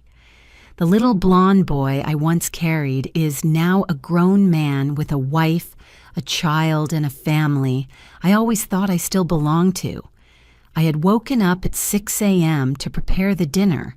I roasted honey-glazed chicken, Michael's childhood favorite, made coleslaw, and baked a red velvet cake using the exact recipe he once said was the best in America. I cleaned every corner of my kitchen, polished the silverware, and laid out a navy blue tablecloth, his favorite color since high school. I poured my whole heart into that meal, not because I wanted gratitude, but because I loved my son, loved this family so much that I sometimes forgot I also deserved respect. At exactly 3 p.m., Michael and Vanessa's shiny black SUV pulled into my driveway. I smiled, my heart fluttering with a fragile hope that maybe today would feel warm, like the old days. But the first person to step out, Vanessa, my daughter-in-law, shattered that hope immediately. She lowered her sunglasses, scanned my house like she was assessing a free temporary shelter. "Oh, wow, you actually cleaned today," she said, her voice cold even though her lips curved into a polite smile. I simply replied, "I always keep the house clean. You just don't notice." Vanessa didn't care. She walked inside as if entering a convenience store, eyes glued to her phone, leaving Michael to carry everything. Lily, only 9, walked in last, shaking her brown curls and giving me a look no child should have, unless someone taught her to. I bent down and opened my arms. "Hi, Lily, sweetheart, come give Grandma a hug." She stepped back half a step, wrinkling her nose as if I had offered her something dirty. I swallowed that sharp, stinging feeling in my chest and stood up. "It's okay," I told myself. "Kids can be unpredictable." But I was wrong. I was naive to the point of foolishness. When we sat down at the table, Vanessa crossed her legs like a queen, not lifting a finger to help. Michael looked at his phone more than he looked at me. The only sound was the faint clinking of silverware in my warm, quiet kitchen. I tried to start a conversation. "Lily, how's school? Grandma misses you." Without looking up, she replied, "Mommy says Grandma asks too many questions." I heard Vanessa chuckle, and Michael gave an awkward, embarrassed smile, but said nothing. He didn't correct his daughter. He didn't ask his wife to be respectful, not one word. When I brought out the red velvet cake, candles glowing on top, I hoped the atmosphere would soften. I thought the moment of blowing out candles might spark some warmth. I thought my son would look at me the way he used to, as the woman who tucked him into bed every night. I thought wrong again. Just as I sat down to join them in singing, Lily suddenly stood up, turned to me, and said clearly, "You can't sit with us. Mommy said you're just a useless old freeloader." The cake nearly slipped from my hands. Vanessa burst out laughing. But what tore me apart was Michael's quiet laugh, the one I would hear again in my sleep for nights afterward. The room spun. I stood up slowly so I wouldn't collapse. "Good," I told myself. "Don't cry in front of them. Don't let them see you hurt." I walked into the kitchen. Before the door even swung shut, I heard them go right back to laughing, talking, as if they hadn't just shattered someone's heart in the same room. I leaned against the sink, my hands gripping the edge until my knuckles turned white. On the wall, there was a photo of Michael at 4 years old, smiling brightly in his little beach outfit. I stared at that picture and wondered when my son had become a stranger. That night, after everyone left, I cleaned each plate smeared with frosting, each glass with their fingerprints on it. My house went quiet again, the kind of quiet that makes an older woman feel alone. My phone buzzed. Michael. "Mom, tomorrow is the usual payment deadline." The usual payment, meaning the money I had quietly wired into his account every month for 3 years, so he could keep up appearances with Vanessa, so his family never lacked anything, so Lily could attend private school, so Vanessa could carry a new designer handbag every season. I stared at that message for a long time. Then I typed 3 words, "Handle it yourself." And for the first time in 15 years as a single mother, I felt peaceful. Not because I saw my future, but because I finally saw theirs. I, Evelyn Brooks, had lived my whole life for my children. I once believed that's what a mother must do, but that birthday dinner woke me up. Love is not meant to be stepped on. I turned off the living room lights and walked up the creaky stairs to my bedroom. Each step echoed softly like the sound of a chapter closing. No one knew that as I sat by my window looking out at my winter garden, I was already thinking one thing: if they see me as a burden, then let's see how long they last without that burden. And I made a silent promise to myself. They would have to relearn their entire lives from the very lesson they began with ungratefulness. I didn't know that night that this small decision would trigger a domino effect, shaking the entire family, toppling illusions, revealing truths even I never expected. But I knew one thing for certain. That day was the day I stopped being dismissed and started reclaiming my life. The next morning, I woke just as the first light hit the pine trees behind my yard. I still heard Lily calling me a freeloader in my head, but strangely, the sting had hardened into something like a thin sheet of ice, cold but strong, protective. I put on my sweater, went downstairs, brewed my black coffee, and sat at my usual spot by the window, the place where every morning I watched the world move slowly. But that morning, the world didn't move slowly at all. My phone buzzed nonstop, tearing right through the quiet. I knew who it was, but I let it ring. Once, twice, 3 times. On the 5th call, I finally answered. Michael's voice exploded through the line, shaky and frantic. "Mom, why is my account negative? The bank says I'm short almost $3,000. Vanessa's car won't take gas. Her card got declined. Mom, what's happening?" I took a sip of coffee, watching the steam drift across the window. "Oh, are you sure you called the right person? I'm just the useless old freeloader." "What do I have to do with this?" Michael went silent. I heard his breathing quicken. Then, from somewhere behind him, a sharp shout. "Michael, you said your mom put money on my card. They declined it. I had to leave my coffee." It was Vanessa, sharp, shrill, panicked. I smiled faintly.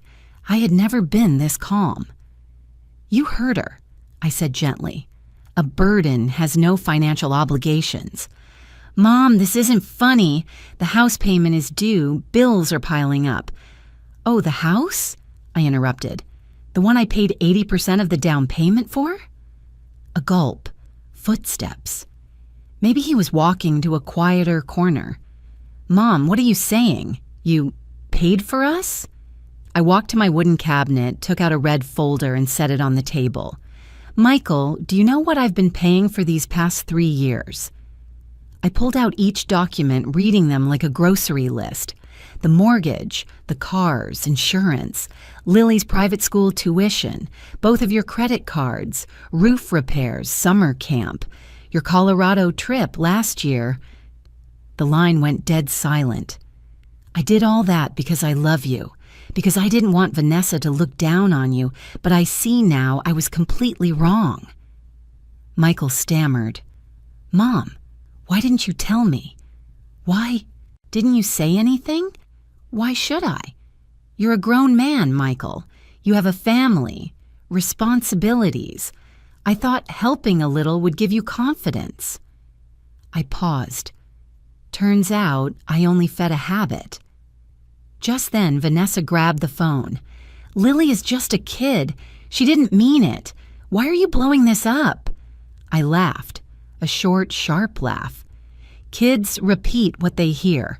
Children don't come up with insults for their grandmothers on their own. Vanessa went silent immediately. I continued. Do you know why Lily spoke that way, Vanessa? Because she heard it at home, because you said it, because Michael didn't correct you. I don't blame Lily, but I will not tolerate the disrespect of adults. Michael's voice returned, desperate. Mom, the bank is really going to take the house. I need you to... No, Michael.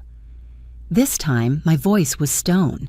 Yesterday, you watched your daughter insult me. You laughed.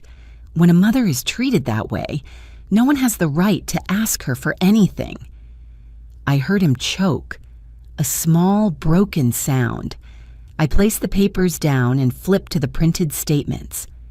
These are all the payments I made. You can come see them anytime, but listen carefully. From today on, I'm not paying a single cent more. You and Vanessa have 24 hours to do one simple thing: apologize properly. If not, all support ends permanently. On the other end, I heard Vanessa cry, not in remorse, but in fear of losing her lifestyle. Michael sounded like the weight of the sky had fallen on him. Mom, you can't do this. I can't fix this on my own. Michael, I said softly yet firmly, I fixed everything my whole life. Now it's your turn. I paused, letting the next words land. If you see me as a burden, then you must learn to live without that burden. A long silence followed, then a slammed door, a yell, Michael calling after her. I breathed in slowly. My kitchen glowed with soft morning light. My coffee was still warm. For the first time, I felt free. My pain hadn't vanished, but it had hardened into resolve, into steel. For 3 years, I supported a family that never thanked me. I protected Michael's pride. I let them build an image of me as an endless resource. That ended this morning. I set down my cup and closed the folder. Sometimes, to stand firm, an older woman doesn't need anyone behind her. She just needs to say enough. And that morning, for the first time in 66 years, I did. Michael called 2 more times, but I didn't answer. They needed time to face themselves, to understand that everything in life has a price, including a mother's kindness. And in that silence, something became incredibly clear. I owed them nothing, but they owed me an apology I would never forget if it didn't come. I clicked the folder shut, a soft, decisive sound, like a door closing, and another one opening. A door leading to a confrontation they never imagined I had the strength to walk into. I didn't have to wait long.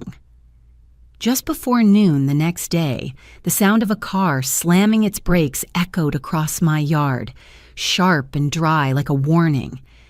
I pulled the curtain aside and looked out the window. Michael stepped out of the driver's seat, exhausted, his clothes wrinkled, his hair flat and oily like someone who hadn't slept all night. But Vanessa was different. She stomped her high heels on the tile steps of my porch, pushed open my front door without even knocking, as if this place belonged to her. "We need to talk," Vanessa said, her voice sharp as a thin blade. Michael stood behind her, avoiding my eyes. I didn't invite them to sit right away. I wanted to see how they intended to begin this conversation, but clearly, apology wasn't in their vocabulary. Vanessa crossed her arms, tilted her head with challenge. "You cut off the money without warning. That's unreasonable. I want to know why." I raised an eyebrow, swallowing a sigh. "Why? You two don't see the reason." Michael awkwardly sat down on the sofa, while Vanessa remained standing as if she needed the higher position to protect her crumbling ego. "Mom," Michael said quietly, "we really need you to explain. Suddenly all the payments stopped. I can't handle—" I cut him off. "You said suddenly? Michael, you don't remember what happened last night?" Vanessa let out a mocking laugh. If you did this to prove you have power, it didn't work. We're not scared. I looked straight at her. Oh, then who's handling the frozen credit cards? Who's paying this month's mortgage? Lily's tuition that's waiting for a signature?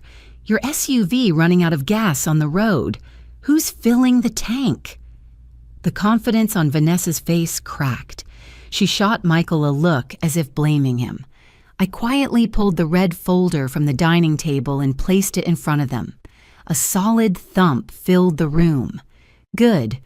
Let me help you explain. I opened the folder. On the table were detailed statements of every expense from the past 3 years. Receipts, bank transfers, tuition bills, car insurance, home repairs, even the receipt for the leather jacket Vanessa bragged about on Instagram. I pushed a stack of papers toward them. From the milk Lily drinks every week to your Colorado trip, all of it, I paid. Michael reached out with shaking hands to pick up a sheet. Vanessa froze in place, her skin turning visibly pale. She tried to force a weak smile. This must be some misunderstanding. Michael never said you paid. Yes, I said evenly, because Michael was ashamed. My son has been lying to you for 3 years. Michael quickly shook his head, then dropped his hands, as if he no longer had the strength to deny it. Vanessa, I didn't have a choice. I just wanted you to think I was capable. I was afraid if you knew. What does that mean? Vanessa burst out, turning to me. Lily is just a kid. She talks nonsense. Don't use a child's words to make things difficult for us. I leaned back in my chair, watching her for a long moment. Children repeat what adults teach. She didn't come up with the phrase, useless old freeloader on her own. You might forget that kids hear more than adults think. Vanessa went silent. Her face shifted into an odd shade of red, part anger, part shame, part fear. I took a soft breath and said clearly, You two said you needed to talk, so do I. First, bring Lily in here. Immediately, Vanessa reacted as if touched on an open wound. No, she's not involved. She's sitting in the car. Whatever you want to say it to us. I knew exactly what she was afraid of, that her daughter's own words would expose the attitude she had been hiding. Vanessa, I said, my voice light but sharp, a child only repeats how their parents treat others. If we don't talk to Lily now, she'll grow up thinking it's normal to insult her grandparents. She clenched her teeth. I'm not letting you brainwash my daughter. Michael raised a hand as if to calm both sides. Mom, I'm sorry. I was wrong. I shouldn't have laughed. I shouldn't have stayed quiet. No, Michael. I looked straight at my son. You didn't just laugh. You allowed all of it. You let your daughter believe cruelty is acceptable. You taught her that through your silence. Michael lowered his head, his shoulders collapsing as if years of weight had fallen onto him all at once. Vanessa crossed her arms and lifted her chin. Fine. If you want us to apologize to get the money back, we're not doing it. We can handle things ourselves. We don't need your charity. Oh? I tilted my head, unable to hide my smile. Handle things? Vanessa, do you know how much is left in Michael's account right now? $37. Your credit card is 2 cycles overdue. Your car loan has the highest interest rate tier. The bank is about to send a second foreclosure notice. How exactly do you plan to handle this? Her face flamed red. We'll manage. I can get a better job. I'm not dependent on anyone. I looked directly into her proud eyes and said softly, Vanessa, you've been dependent on me for 3 years without knowing it.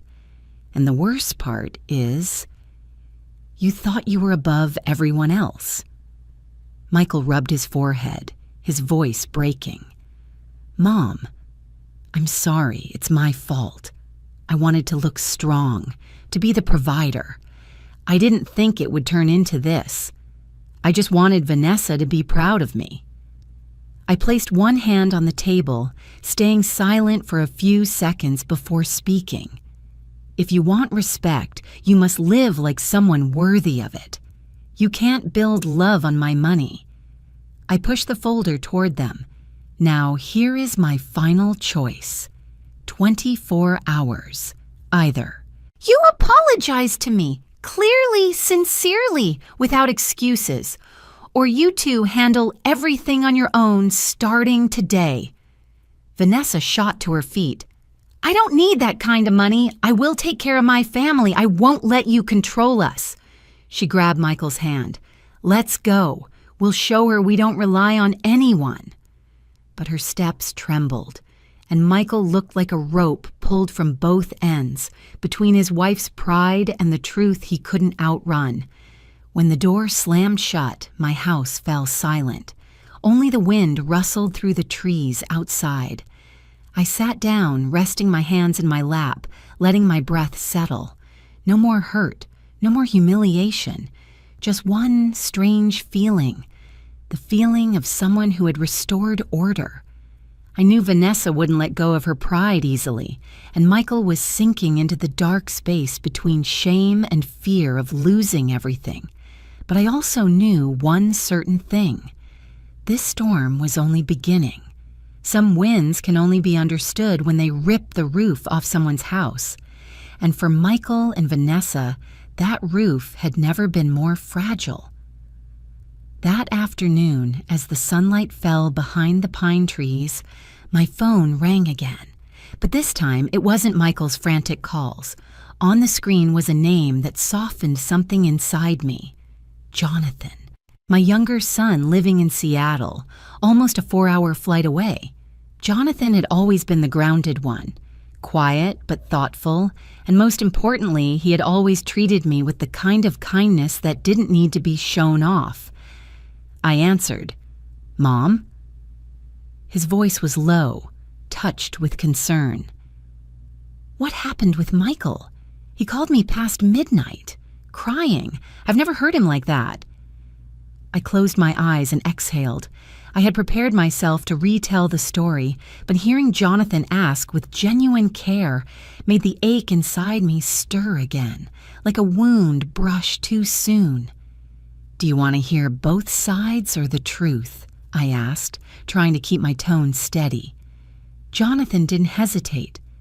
I always want the truth from you. So I told him. Everything. From Lily's insult, Michael's laugh, the entire family walking away without realizing how deeply they had cut me. I told him about the usual payment text, about Vanessa barging into my house as if I owed them answers. I told him how neither of them apologized, only demanded to know why I had unreasonably cut the money. Silence stretched across the line. Then Jonathan spoke, slow and measured. "Mom, I really don't know what to say. I had no idea Lily said that. But what Michael did, I'm so disappointed." His voice tightened. "I don't blame you for cutting support. Honestly, I think you should have done it a long time ago." I gave a faint, sad smile. I know, but I always thought Michael needed time, needed the feeling of being supported to stand tall. "That's not what happened, Mom," Jonathan said immediately. "He relied on you to maintain an image for his wife. He relied on you to build a life he didn't earn. It's not support anymore. It's dependency." I went still. Hearing my own son say it plainly made me face a truth I had avoided for years. Jonathan continued, "To be honest, Michael needs this shock to grow up, and you need the distance so you're not taken advantage of anymore." That sentence was like a light turning on inside me. "Jonathan, if Michael calls to borrow money, what would you do?" I asked, partly curious, partly needing to know if I could trust at least one son completely. Without a second thought, Jonathan replied, "I won't give him any. Doing that would just enable him, and I won't be part of hurting you more." Maybe I had been waiting years to hear someone in my family say that. I leaned back in my chair, looking out at the front yard, where the first yellow leaves of the season had begun to fall. "Thank you," I said softly, "not because you're taking my side, but because you see something I took too long to see." Jonathan's voice gentled. "Mom, you never asked for anything except respect. If someone can't give you that, they don't deserve your help." A warm wave swept through my chest. "If Michael needs emotional support, I'll still be here," I said. "But no more financial help, no more carrying everything while they sit back." Jonathan exhaled, as if releasing something he had been holding. "I support you completely. And, Mom, don't soften your heart again. You've been through enough." I let out a light laugh. "You're afraid I'll soften?" "Mom." Jonathan chuckled. "For the past 30 years, you've never understood the meaning of the word harsh. But sometimes, setting boundaries is the healthiest way to love." I stayed quiet, not because I was hurt, but because my son had just spoken straight into a part of me I didn't know anyone understood. "Don't worry," I said. "This time, I'm not stepping back." After I hung up, I sat for a long time, listening to the ticking clock in the living room. For the first time in days, I didn't feel alone in this battle. At least one of my sons was truly grown, balanced, thoughtful, and capable of love that didn't bleed others dry. I began rethinking everything. The years I spent trying to shield Michael, not realizing I was weakening him. I realized this family didn't just need a small wake-up call. They needed an upheaval, and cutting financial support was only the first stone dropped into the water. That evening, after a simple dinner of chicken soup and toasted bread, I went upstairs and opened the wooden cabinet my late husband left behind. Inside were old folders, business plans from 20 years ago, documents I had intended to organize many times but couldn't because the memories felt too heavy. I pulled out each folder: savings accounts, shares of the small real estate company my husband and I started when Michael was just out of college, papers I had never shown either of my sons because I had wanted them to stand on their own feet. But now I needed to review everything, not to help Michael or Vanessa, but to prepare the next step for myself. I sorted through each sheet, placing them back in order, feeling as though I was reorganizing my life, a life I had let others steer for far too long. When the night breeze drifted in through the window, rustling the curtains, I paused and looked out at the small forest behind my house, and I understood.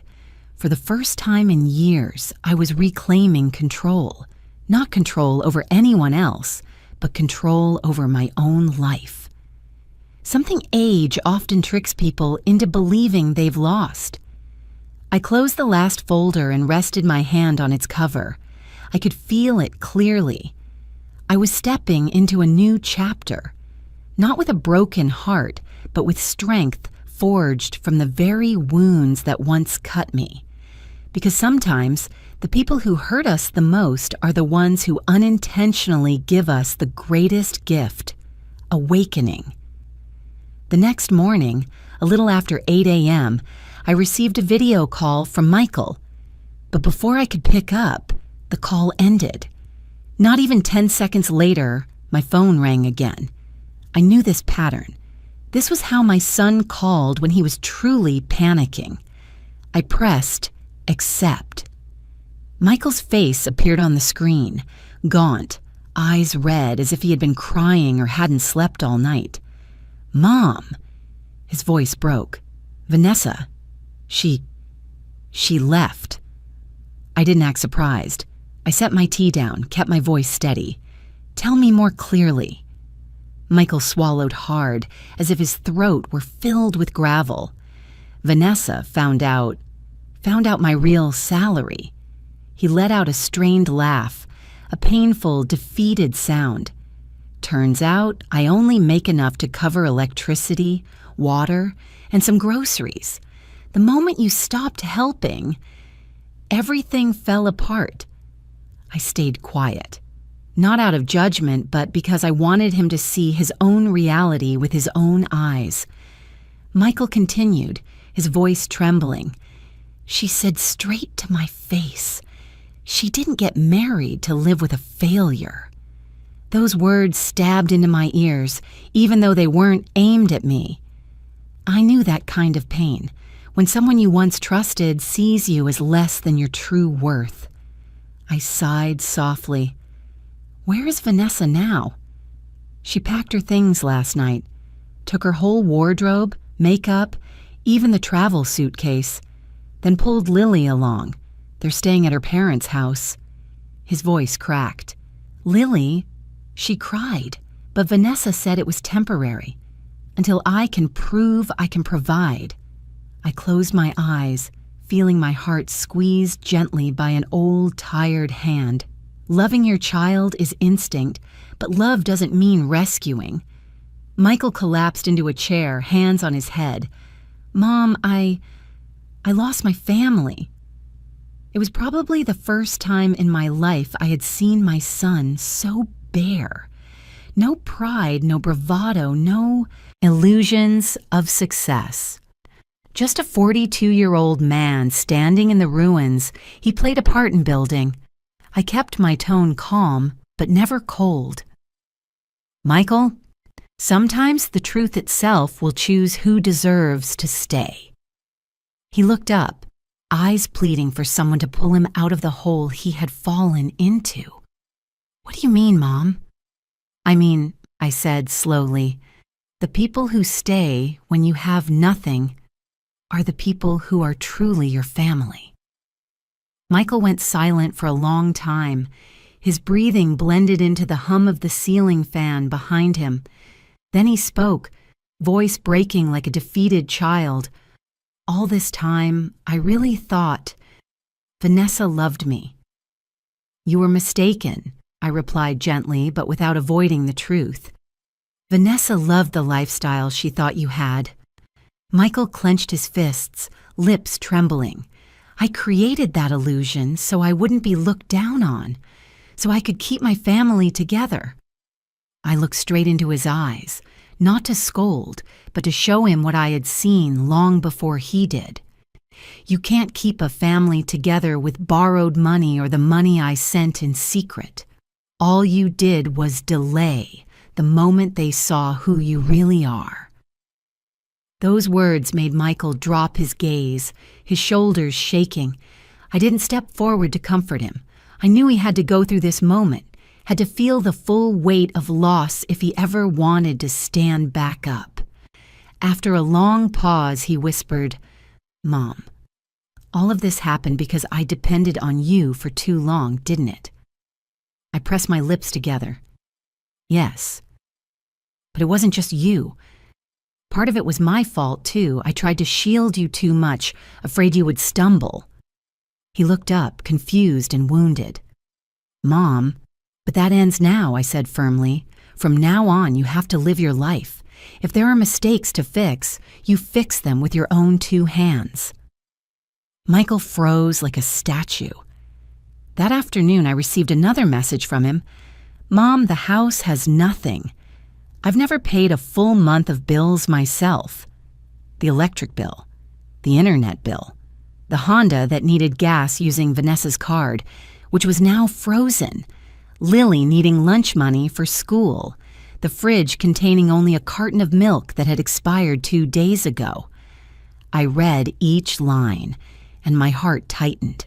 But instead of rushing in to save him, I replied with one sentence. This is the first time you're living according to your real income. Consider it your starting point.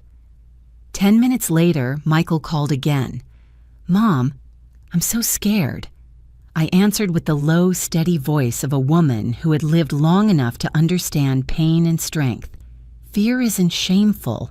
Avoiding responsibility is. On the other end, Michael exhaled heavily. I'll try. I don't want to be the person Vanessa described. Then prove the opposite, I said. Start by paying your own bills. I heard him flipping through messy papers. Mom, there are too many. I don't know which ones to prioritize. Electricity, water, food. If you can't pay the mortgage on time, call the bank and negotiate. Everything else, cut back. You don't need to live like before anymore. Michael was silent for a long moment before asking, voice small like a child waking from a nightmare, Mom, will Vanessa come back? I answered truthfully, without adding false hope. If she loves you, she will. If she loves money, she won't. There are sentences that help people survive pain by touching the deepest part of it. That was one of them. That night, Michael sent the first screenshot of a bill he had paid himself. On the screen were the words, "Payment successful." For the first time in years, my son had done it on his own. I stared at the screen for a long moment, feeling as if I were watching a child take his first steps after refusing to walk for years.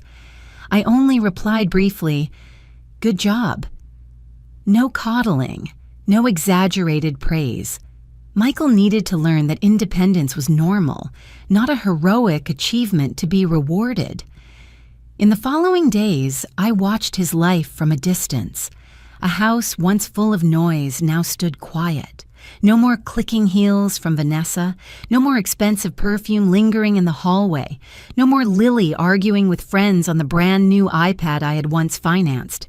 In that emptiness, I saw my son truly growing, slowly, painfully, but undeniably.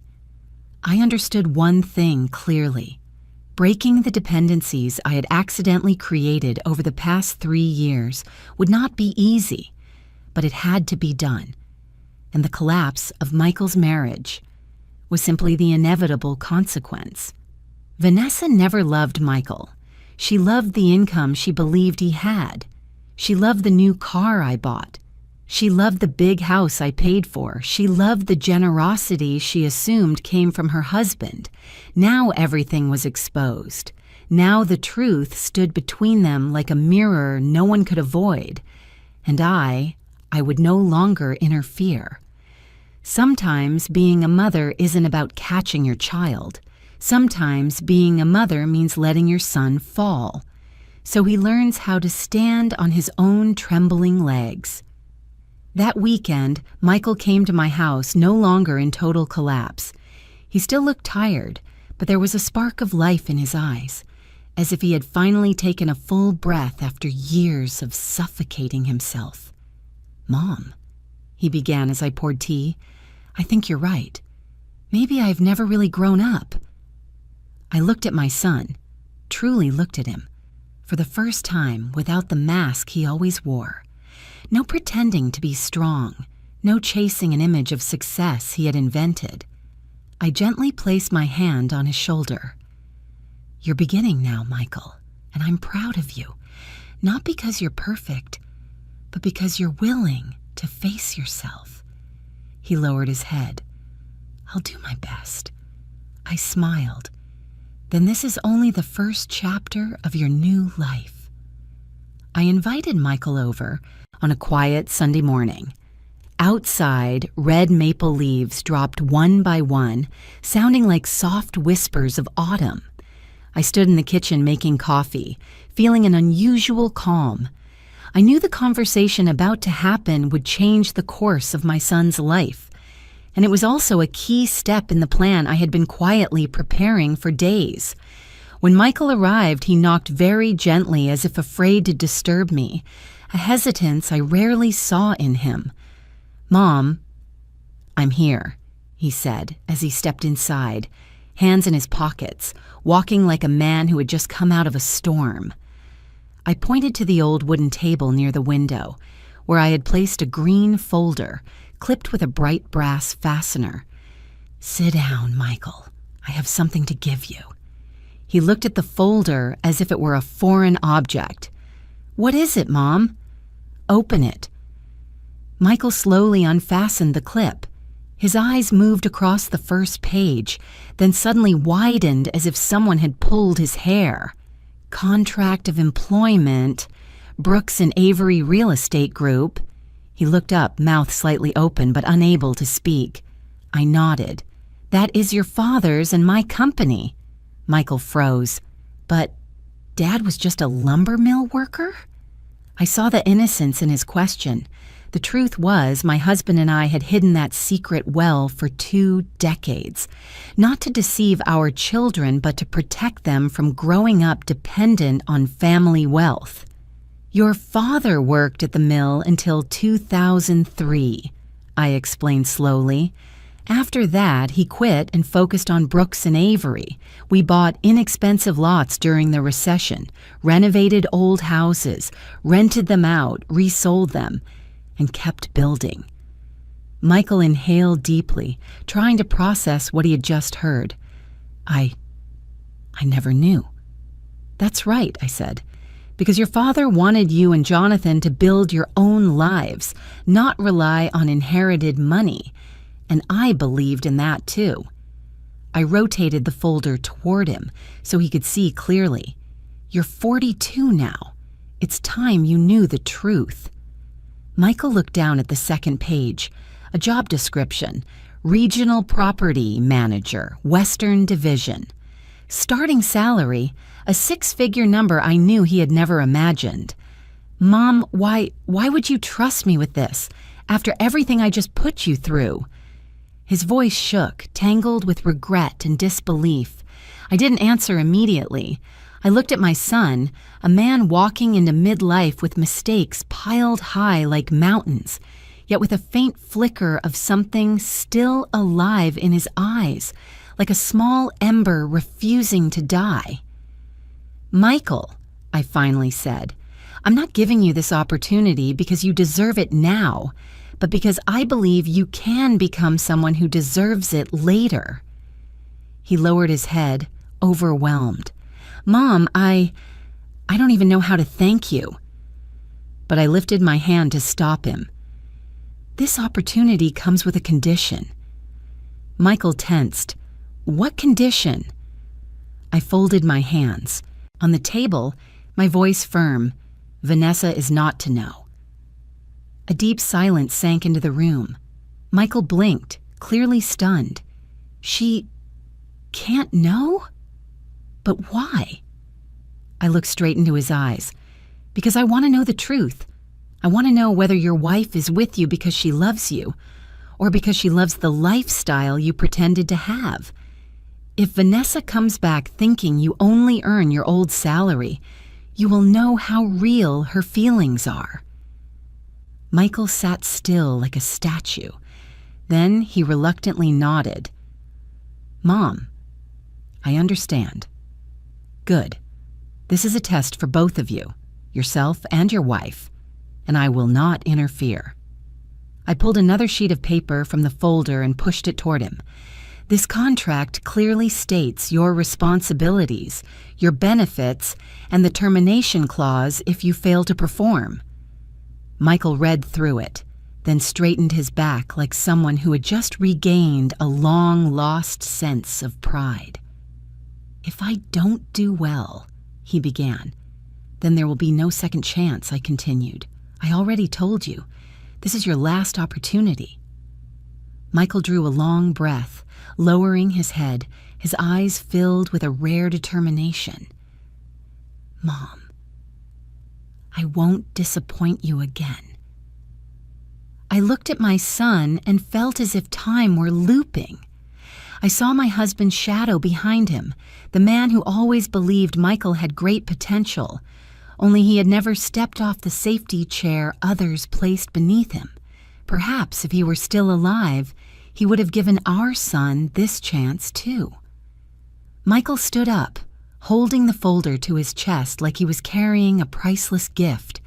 His voice softened, but was filled with gratitude.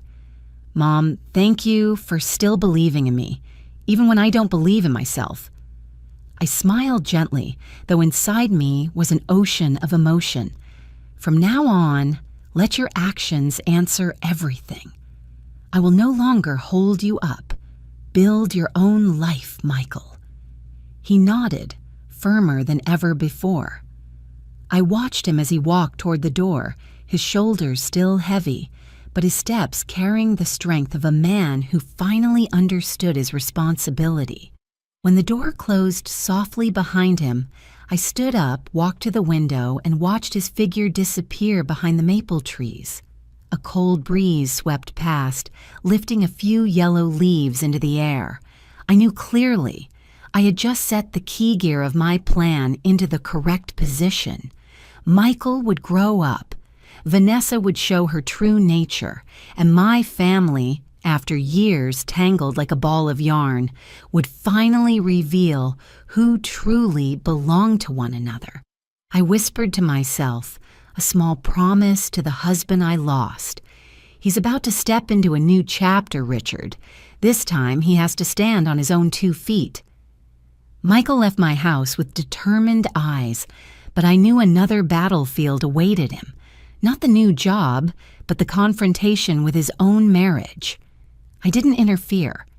I simply sat by the window, watching his silhouette fade behind the trees, my fingers tightening around the cooling cup of tea. A mother must sometimes step back to see clearly who walks out of her child's life, and who clings on only for personal gain. By late afternoon, as the sky shifted into deep blue, Michael texted me, "I'm going to Vanessa's parents' house. I want to tell them about the job." I replied with just one sentence, "Tell the truth." From what Michael later described, I could picture the scene inside Vanessa's parents' grand home, a suburban mansion where everything appeared more glamorous than it truly was. Vanessa had always bragged about her stable background, using it as a shield to belittle my family. Michael stood in the large foyer. Vanessa sat cross-legged on the sofa, her phone vibrating nonstop with social media notifications. She looked up, and the moment she saw Michael, she frowned. "What are you doing here?" Vanessa's voice was sharp as a blade. Michael took a deep breath. "I have news about my job." Vanessa immediately sat upright. "A new job? Good, tell me. How much is the salary?" Not how is the job, not are you doing okay, just how much is the salary? Michael said that in that moment he realized this question had repeated itself for 10 years of marriage. He had simply never heard it clearly before. "I was appointed regional manager. The salary." He swallowed. "The starting salary is..." "How much?" Vanessa cut him off, her voice harsh like someone gasping for air. "It's an amount enough for us to live comfortably, not rich but stable." "Say the number." Michael finally had to read the figure aloud, a relatively high salary for any middle-class man. But when Vanessa heard it, she shot up as if someone had slapped her. "Not enough!" Her scream echoed from the living room to the backyard. Michael froze. "Vanessa, this is my real salary. It's a job I have to work hard for." "Not enough for me to live," she yelled. "Lily has always gone to private school. I'm used to designer brands. I'm used to weekend spas and dining out. You think that amount is enough?" Michael said that at that moment he felt something inside him crack, something that had been fragile for years. Vanessa. He searched for words, but his mouth was dry as sand. "We can adjust." "Adjust?" She laughed coldly. "Adjust to live like poor people? What can you do besides drag me down?" Lily was sitting in the corner with her doll, her big blue eyes wide. The 9-year-old didn't understand why her mother was so angry. She just looked between her parents with a confusion that could break any heart. Michael said that in his daughter's eyes, he saw something he had never seen before. Fear. "Mommy, did Daddy do something wrong?" Lily asked softly. Vanessa waved her off irritably. "Be quiet, the adults are talking." Michael felt his heart plunge into a deep pit. Vanessa, you can't talk like this in front of her. You think I care? She snapped. You have no money, that's it. I didn't get married to be the wife of a failure. That sentence was like a hammer smashing every illusion Michael had clung to. He said that in that moment, he saw their entire 10-year marriage play back like a slow-motion reel.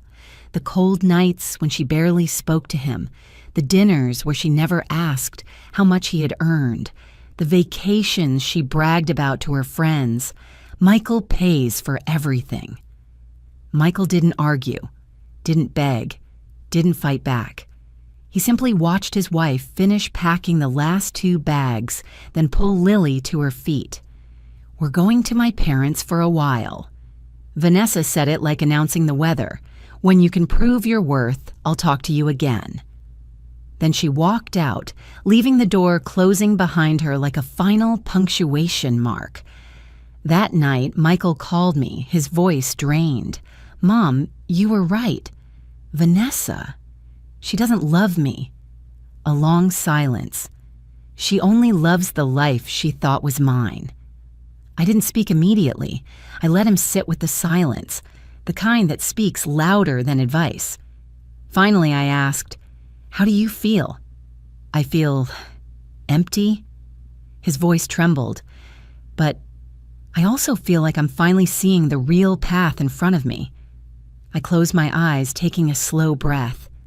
Michael, sometimes the person who hurts you the most is the one who teaches you the most important lesson. Vanessa just showed you the truth you avoided for years.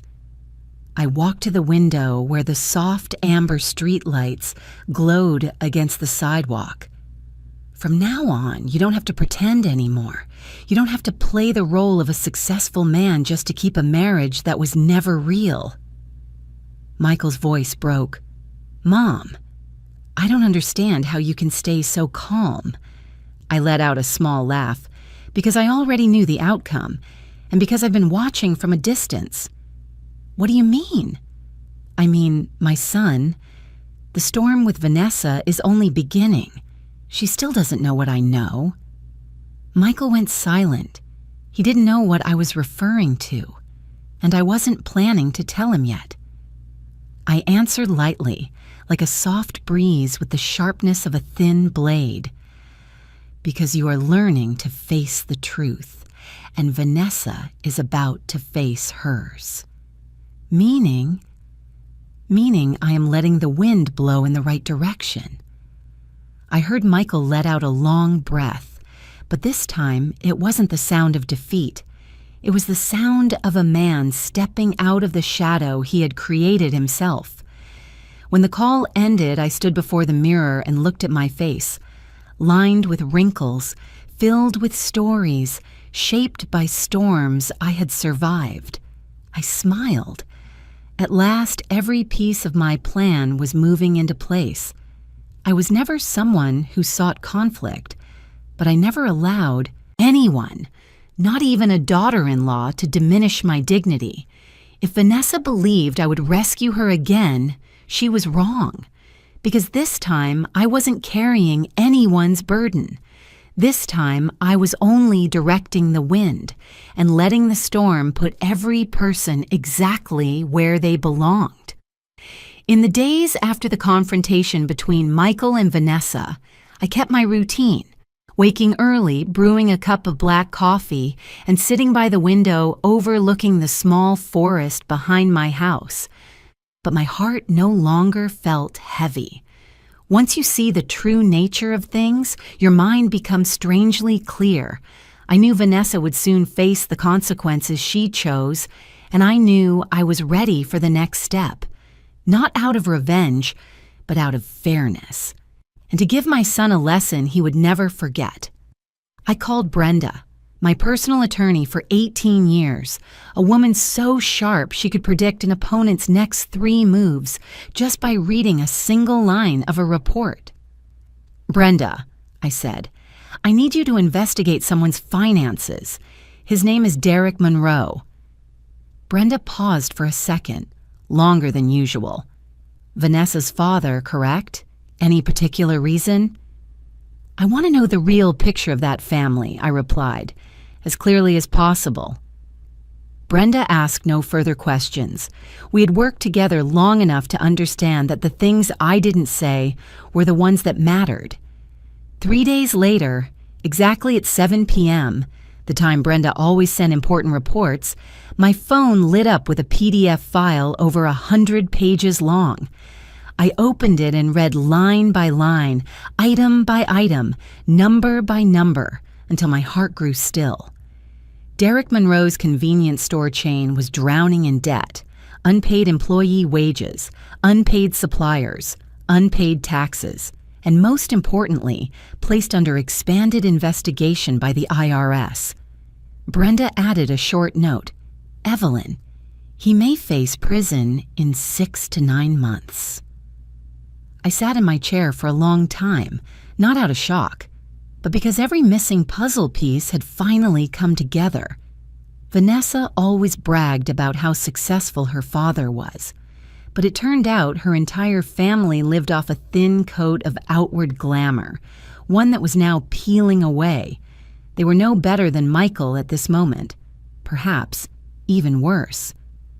The next morning, I sent the entire file to Vanessa anonymously, a short email, no signature, with only one sentence. The truth is not always what it appears to be. I didn't have to wait long.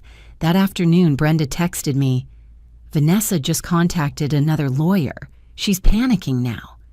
I smiled, not out of satisfaction, just the feeling that everything was unfolding according to its own logic. No one can use money to look down on others, especially when that money does not actually exist. 2 days later, while I was watering the plants in the yard, a shiny black SUV stopped at my gate. I looked from a distance and immediately recognized the man stepping out. An expensive gray suit, a slightly crooked tie, dark circles under his eyes from lack of sleep. Derek Monroe. He, the one who once looked down on me at Michael's birthday party. The one who said, Michael's family should learn to strive harder. The one who called me an unemployed old woman living off her son. Today he stood outside my gate, his hands clasped tightly together. I let him wait 4 minutes, not for revenge, but so he would understand that today courtesy was something he needed to relearn from the beginning. When I walked out to open the gate, Derek immediately bowed his head. Mrs. Evelyn, please give me a few minutes. His voice trembled, completely different from his former arrogance. I'm listening, I said, keeping my tone calm. Derek took a deep breath. I'm asking you to help Michael and Vanessa reconcile. My daughter, she's falling apart. Everything happened too fast. I know she hasn't behaved properly, but please, give them a chance. I folded my arms, leaning lightly against the gate. You came to ask me that? After everything your family has said to me all this time? Derek bit his lip, lowering his head even further. I know. I was wrong. I misjudged you. But now is not the time to talk about the past. I just hope you can open your heart a little. Open my heart? I repeated, tilting my head slightly. An interesting phrase, especially coming from someone who's in trouble with the IRS. Derek turned pale. Clearly he understood that I knew the truth. I didn't come here to argue. He tried to remain composed. I came to beg. Vanessa will collapse if her marriage falls apart, and Lily as well. I let the silence stretch. Silence is what makes people reveal the truth. Finally, I said, all right, I'll sit down and talk, but the rules are set by me. Derek looked at me, his expression mixed with relief and fear. Thank you. I appreciate it. I neither nodded nor smiled. I simply turned, opening the gate just enough. Go home and rest. When I'm ready, I'll contact you. Derek nodded repeatedly, then hurried back to his car, as if standing in front of me was a weight too heavy for him to bear any longer. When the SUV left the neighborhood, I stood in the yard watching the maple leaves swirl in the autumn wind. Some people think retaliation means causing immediate pain, but I'm different. I don't need to do anything. I just need to let the truth reveal itself. And the truth now was very clear. Vanessa's family was not wealthy, not stable, not powerful. They were collapsing under the shiny facade they had built. Vanessa thought Michael was the burden, but now she knows. Her own family is the bottomless pit. I walked back into the house and closed the door, feeling the wind shifting. Not too strong, not too fast, but unmistakable. Vanessa's storm was only beginning, and I, the one who had once been, dismissed, insulted, pushed away from my own son's dinner table, was now the one directing the wind, choosing the direction and the timing. I placed my hand on my chest, feeling the steady, quiet rhythm of someone who had lived through many years of hurt and finally understood that true strength is not in shouting. It lies in clarity, in knowing how to wait, and in knowing exactly when to push a door, so that the entire room behind it collapses on its own. I gave a thin smile, almost invisible in the fading light. "Vanessa," I whispered, not with malice, but like a prediction. "You've only made it through the first round." I chose a late weekend afternoon to take the next step, not for revenge, but to restore the order this family had lost. The golden light of the day slanted through the living room window, casting a long shadow on the wooden floor. I stood there, glancing at the clock, my heart calm in a way that felt unusual. Exactly at 5 p.m., the doorbell rang. I opened the door and saw Vanessa standing on the porch. Her clothes were far simpler than before, her hair tied back hastily, her eyes swollen from sleepless nights. Beside her was Lily, wearing a pink backpack, holding tightly to her mother's arm. No trace remained of the prideful woman who once looked down on me. A cold wind swept past, fluttering the hem of Vanessa's shirt. We're here," Vanessa said softly, barely daring to meet my eyes. I stepped aside, offering space. "Come in, we need to talk." Lily walked in first. The moment she saw me, she stopped, bowed deeply, and said in a trembling voice, "Grandma, I'm sorry. I shouldn't have said that on Daddy's birthday. I didn't know. I didn't understand." Her voice broke, her eyes shimmering with tears. I stood still for a few seconds, letting myself feel the sincerity. This time, I knew the apology wasn't forced. Children have strong intuition. When a family falls apart, they sense who truly loves them. I gently placed my hand on her shoulder. "Grandma knows. You were just influenced by adults.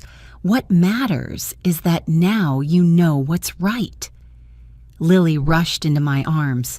A small hug, but enough to soften the heart of a woman who had survived many storms.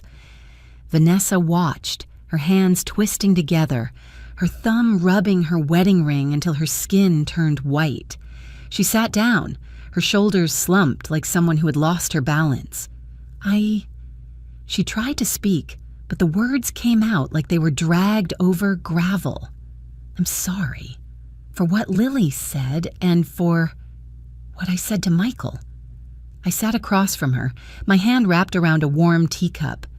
"Are you sorry because you feel guilty or because you're desperate?" The question made Vanessa freeze. 2 seconds of silence felt like a full minute.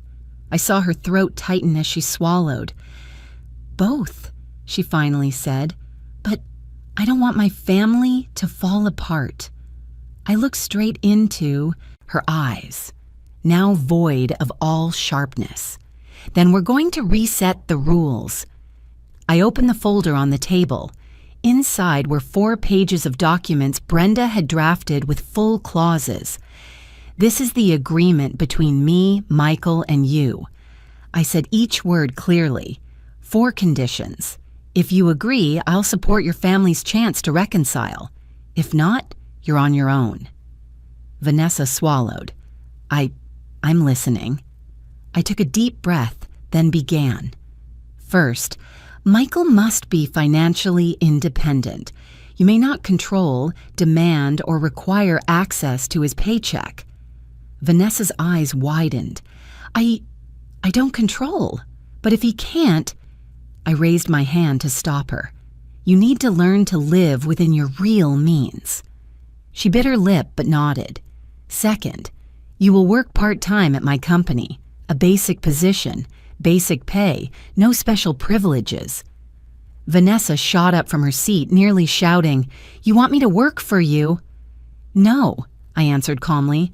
"I want you to relearn the value of labor. If you accept, I will pay you fairly. If not, you're free to find work elsewhere." Vanessa trembled with anger, but she didn't argue. Desperation has a way of teaching silence. Third, Lily must apologize publicly before the family. Lily looked up, worried. I stroked her hair. "Not to embarrass you, to teach you responsibility even as a child." Lily nodded hard. "I'll do it. I'll say sorry to Daddy in front of everyone." I smiled at her, a smile I rarely gave to adults. "Fourth," I said, turning to Vanessa, "you must also apologize publicly. No excuses, no deflecting, no blaming everything on Michael." Vanessa's face drained of color like I had asked her to step off a cliff. "You want me to humiliate myself in front of the family?" "No," I replied.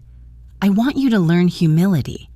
And I want Michael to see that you are truly changing, not because of money." The air grew heavy. Only the ticking of the wall clock filled the room, reminding Vanessa that her time was running out. Finally, Vanessa's hands dropped, and she sank back into the chair. "I agree." Her voice was as soft as the wind. I agree to everything." I didn't show triumph. I simply turned to the last page of the folder. "This is a binding contract. There are penalties if you break any of the 4 conditions." I placed the pen in front of her. Vanessa stared at it for a long time, her hand shaking so badly the cap clicked against the table. She signed, slowly, each stroke seeming to pull the air out of her chest. Once she finished, Lily ran to me, wrapping her little arms around my waist. "Grandma, I'm really sorry. I love Grandma." I bent down to hug her back. It was a hug I hadn't known I needed. I looked at Vanessa. "You know, I don't hate you. I never did. I only hated how you treated my son. But today, you have a chance to change. And so do I." Vanessa lowered, her head, her hair falling forward to hide half her face. I'll do it right. I promise." Promise. A simple word, but when spoken by someone who had lived pridefully her whole life, it weighed more than metal. I stood up, gathered the documents, and said, "Get ready. We're going to hold a family gathering. There, everyone will hear the sincere apologies, and they will witness our changes." Vanessa looked up, anxious. "When?" "Saturday evening." "That's so soon. You'll manage," I cut in, "because that is when the real test begins." I glanced at Lily, who was still holding her mother's hand. This family has a chance to heal, but it must start the right way. I turned and walked toward the kitchen, placing my hand on the wooden counter, feeling each grain the same way I felt the journey I had walked. In my heart, a quiet thought rose. The queen had fallen, but a family can rebuild if they learn to bow at the right time. I knew the public battle still lay ahead, but I was ready. And this time, I would be the one redefining the word family. Saturday evening arrived faster than I expected. All day long, I was busy preparing the garden, hanging strands of warm yellow lights along the wooden fence, setting up an extra long table with a white cloth, placing hydrangea vases I had bought at the morning farmer's market. I wanted the space warm enough for emotions to be expressed without anyone feeling judged. By 7 p.m., the lights were on and the whole garden glowed with a soft, summer-gathering kind of warmth. But no one was comfortable. The atmosphere was tight as a stretched string. Michael's siblings were there. Jonathan had flown in from Seattle, standing beside me like a quiet anchor. Vanessa's family also came, looking awkward and guarded. Her mother pulled her coat tight around her, and her father, Derek, stood still, his face heavy as stone. I watched everything in silence. Then Lily stepped out. She wore the light blue dress I gave her last year. Her small hands were clenched, her lips trembling, but her eyes, those eyes shone with the courage of a child who had gone through more upheaval than any little girl should. I gave her a small nod, and she nodded back. Lily took a deep breath, then turned toward the whole family. I'm sorry for what I said at Daddy's birthday. Her voice shook like a thread pulled too tight. I said Grandma was a freeloader, but I didn't understand. I just repeated Mommy's words. I was wrong, really wrong. Her voice tightened. Grandma, I'm truly sorry. The whole garden went silent, quiet enough to hear the wind move through the maple leaves. Then Lily burst into tears, a clear, piercing cry, painful but not shameful, the cry of a child beginning to understand responsibility. I walked over and held her. Grandma forgives you, and Grandma is proud of you. Suddenly, behind us, the family began to clap, not loud applause. Soft, small, but sincere. I saw Michael's eyes turn red. Jonathan touched my shoulder gently. Even Vanessa's mother bowed her head. But everyone's attention shifted when Vanessa stepped forward. I had never seen her like this. No glossy nails, no elegant silk dress. Vanessa stood there in an old sweater and simple jeans, her face unable to hide exhaustion. She walked toward me slowly, like someone carrying the weight of an entire world. Then, before anyone could react, Vanessa sank to her knees. A wave of whispers rippled across the yard. Her parents froze. Michael was stunned, and I stood still, looking straight at her. Vanessa's voice came out hoarse and slow, each word dragged from the deepest part of her humiliation. Evelyn, I'm sorry. I'm sorry for the years I was ungrateful, disrespectful, and hurtful to you. I'm sorry I let my eyes be blinded by money and pride. I'm sorry for treating Michael like a burden. Her shoulders shook as if they might break. I know. I've done so much wrong. I want to make things right. I want to be a better mother to Lily and a grateful wife to Michael. Please, forgive me. I heard someone inhale sharply behind me. Clearly her parents had never imagined seeing their daughter kneel before anyone, let alone before me. The shame on their faces said everything. I let the silence stretch. Then I leaned down and placed my hand on her shoulder. Stand up. She looked up, eyes red and wet. I will accept this apology, I said, if it comes with action. Words aren't enough. But today, I see a different Vanessa. I helped her rise. Once she was standing, Michael stepped forward and placed a hand on her shoulder. She grabbed his hand like someone trying to reclaim a support she had lost long ago. Michael turned to me. His eyes were warm, a warmth like being reborn, as if his heart, buried for years under pressure, shame, and forced strength, had finally found air again. Mom, his voice cracked, thank you. I didn't answer, but I knew. Everything was moving in the right direction. The gathering continued, but it was completely different now. No more avoidance. No more condescending looks from Vanessa's family. No more invisible wall between the two sides of the family. Jonathan chatted with Derek, for the first time without stiffness.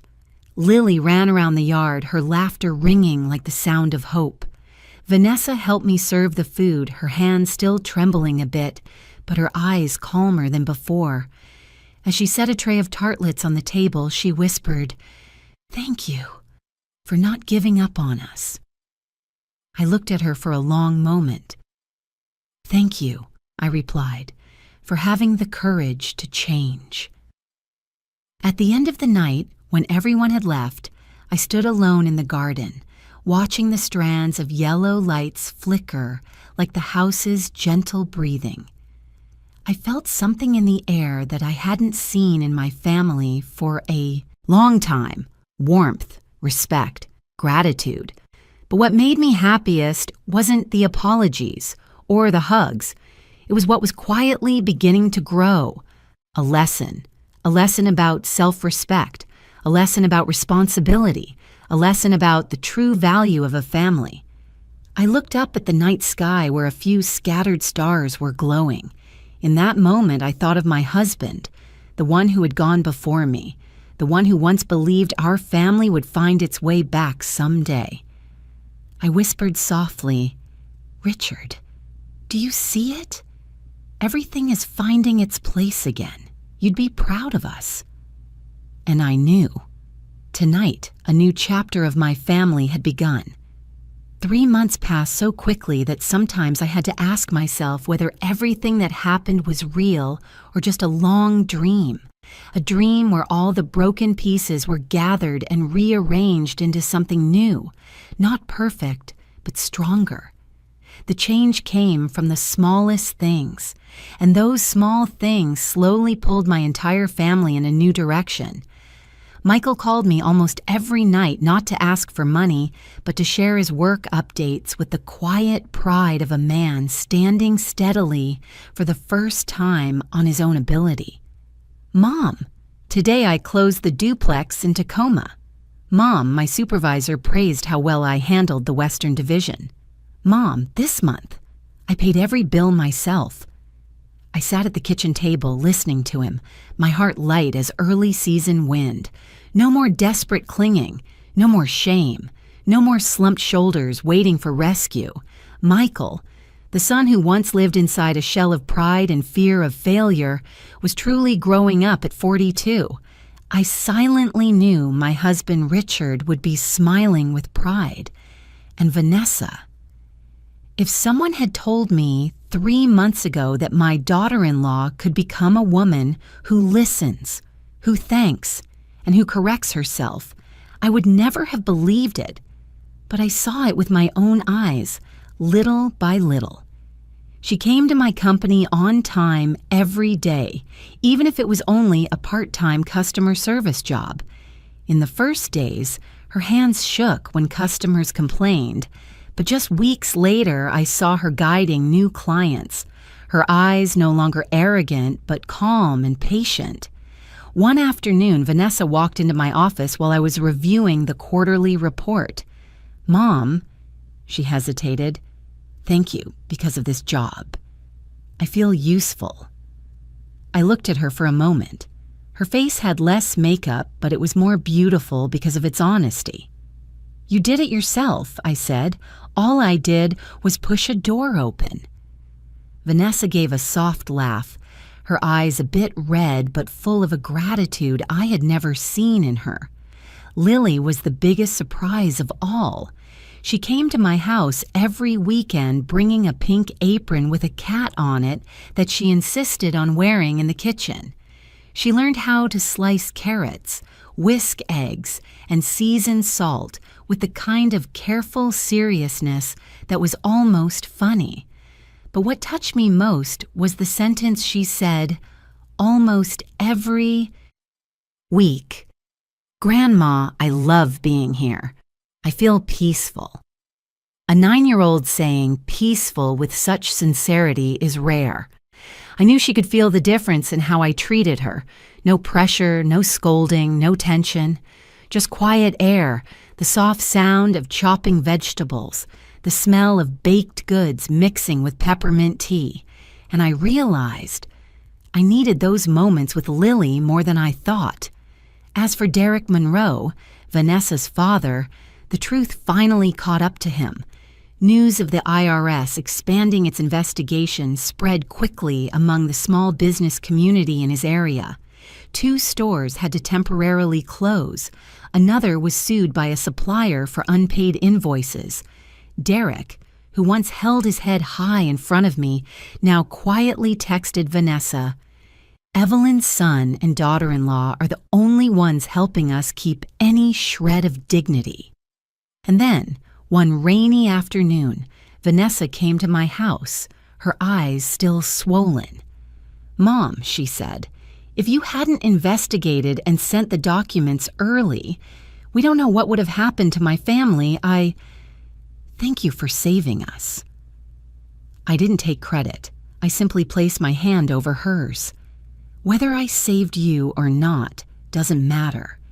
What matters is that you learned what you needed to learn. Vanessa lowered her head. "Yes." In those 3 months, I realized something precious. I no longer felt used. No one came knocking to ask for money. No one said disrespectful or belittling things to me. No one dumped responsibility on my shoulders and walked away. They came to ask my opinion, for guidance, to share small joys, big worries, or simply to sit in the kitchen and listen to me brew tea. For the first time in many years, I felt like I was in the right place. Not the family's bottomless wallet, but the head of the family, the steady center, the one who brought experience and calm. Jonathan was the first to notice. On his most recent visit, he looked around the house, saw my children talking together, saw Vanessa clearing plates, saw Lily grinning as she placed spoons into dessert bowls, then turned to me. "Mom," he said, his voice full of emotion, "you did something most people can't. You brought the whole family back on track." I laughed. "Jonathan, I just did what needed to be done." But he shook his head. "No, you did more. I'm proud of you." My heart warmed as if someone had wrapped a soft wool scarf around me in winter. Then one morning, while I was watering the tomato trellis, I suddenly realized something simple but important. My life was finally peaceful. No more quiet sobs in my bedroom out of hurt. No more silent disappointment when opening messages filled with demands. No more feeling like a burden. I had learned to love myself before loving the people I cared for. And when I did that, my family learned to do the same. Finally, I sat down on the wooden chair in the backyard, watching sunlight filter through the leaves, listening to Lily's laughter drifting out from the kitchen. Michael was showing Vanessa how to cook the pasta dish he had just learned from a coworker.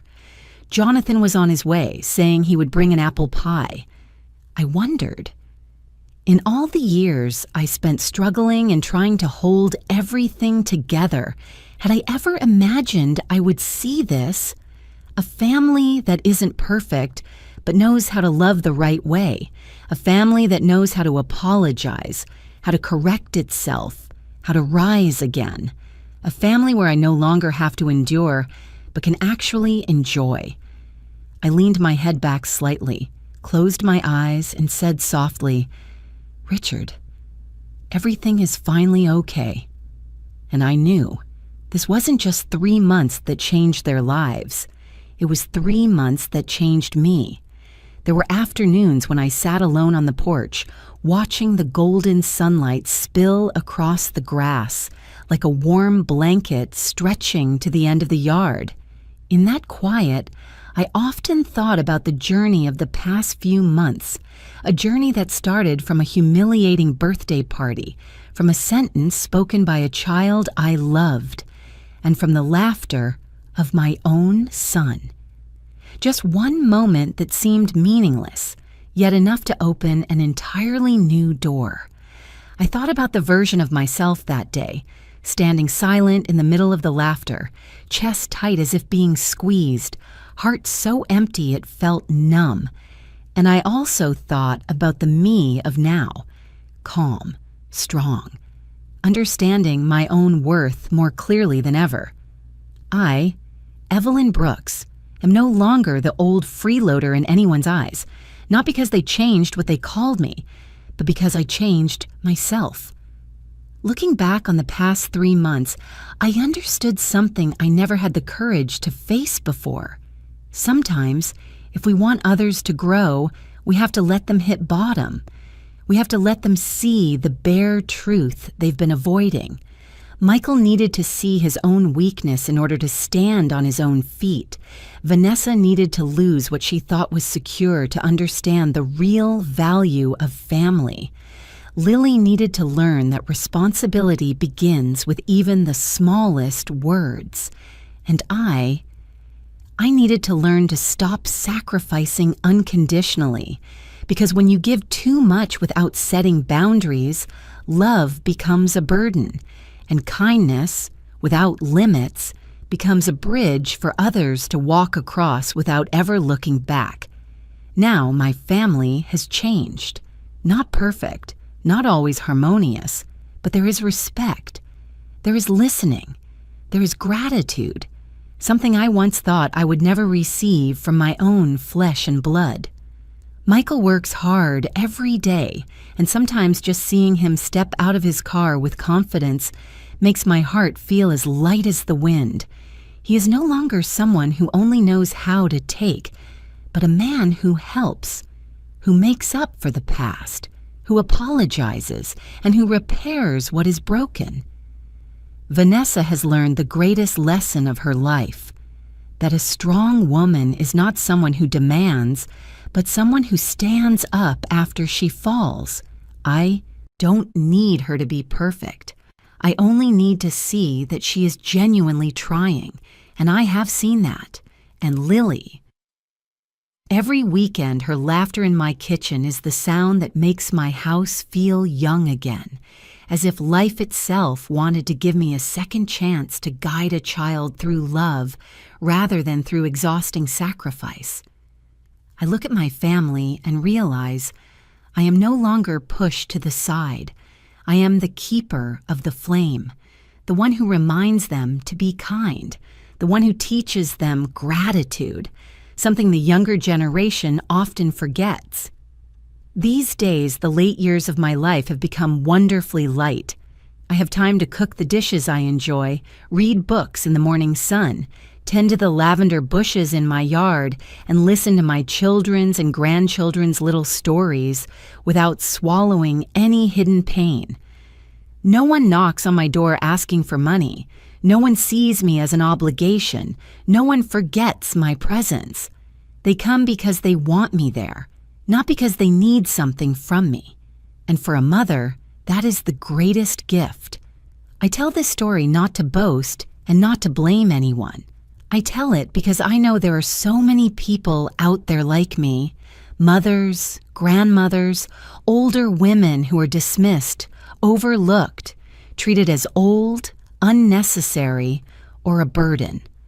I want them to know no one has the right to treat you as something worthless, no matter who they are. Not your husband, not your child, not your daughter-in-law or son-in-law. If I, a 66-year-old woman who spent a lifetime sacrificing, can stand up and reclaim my voice, then you can too. You deserve love with boundaries. You deserve respect. You deserve to be heard.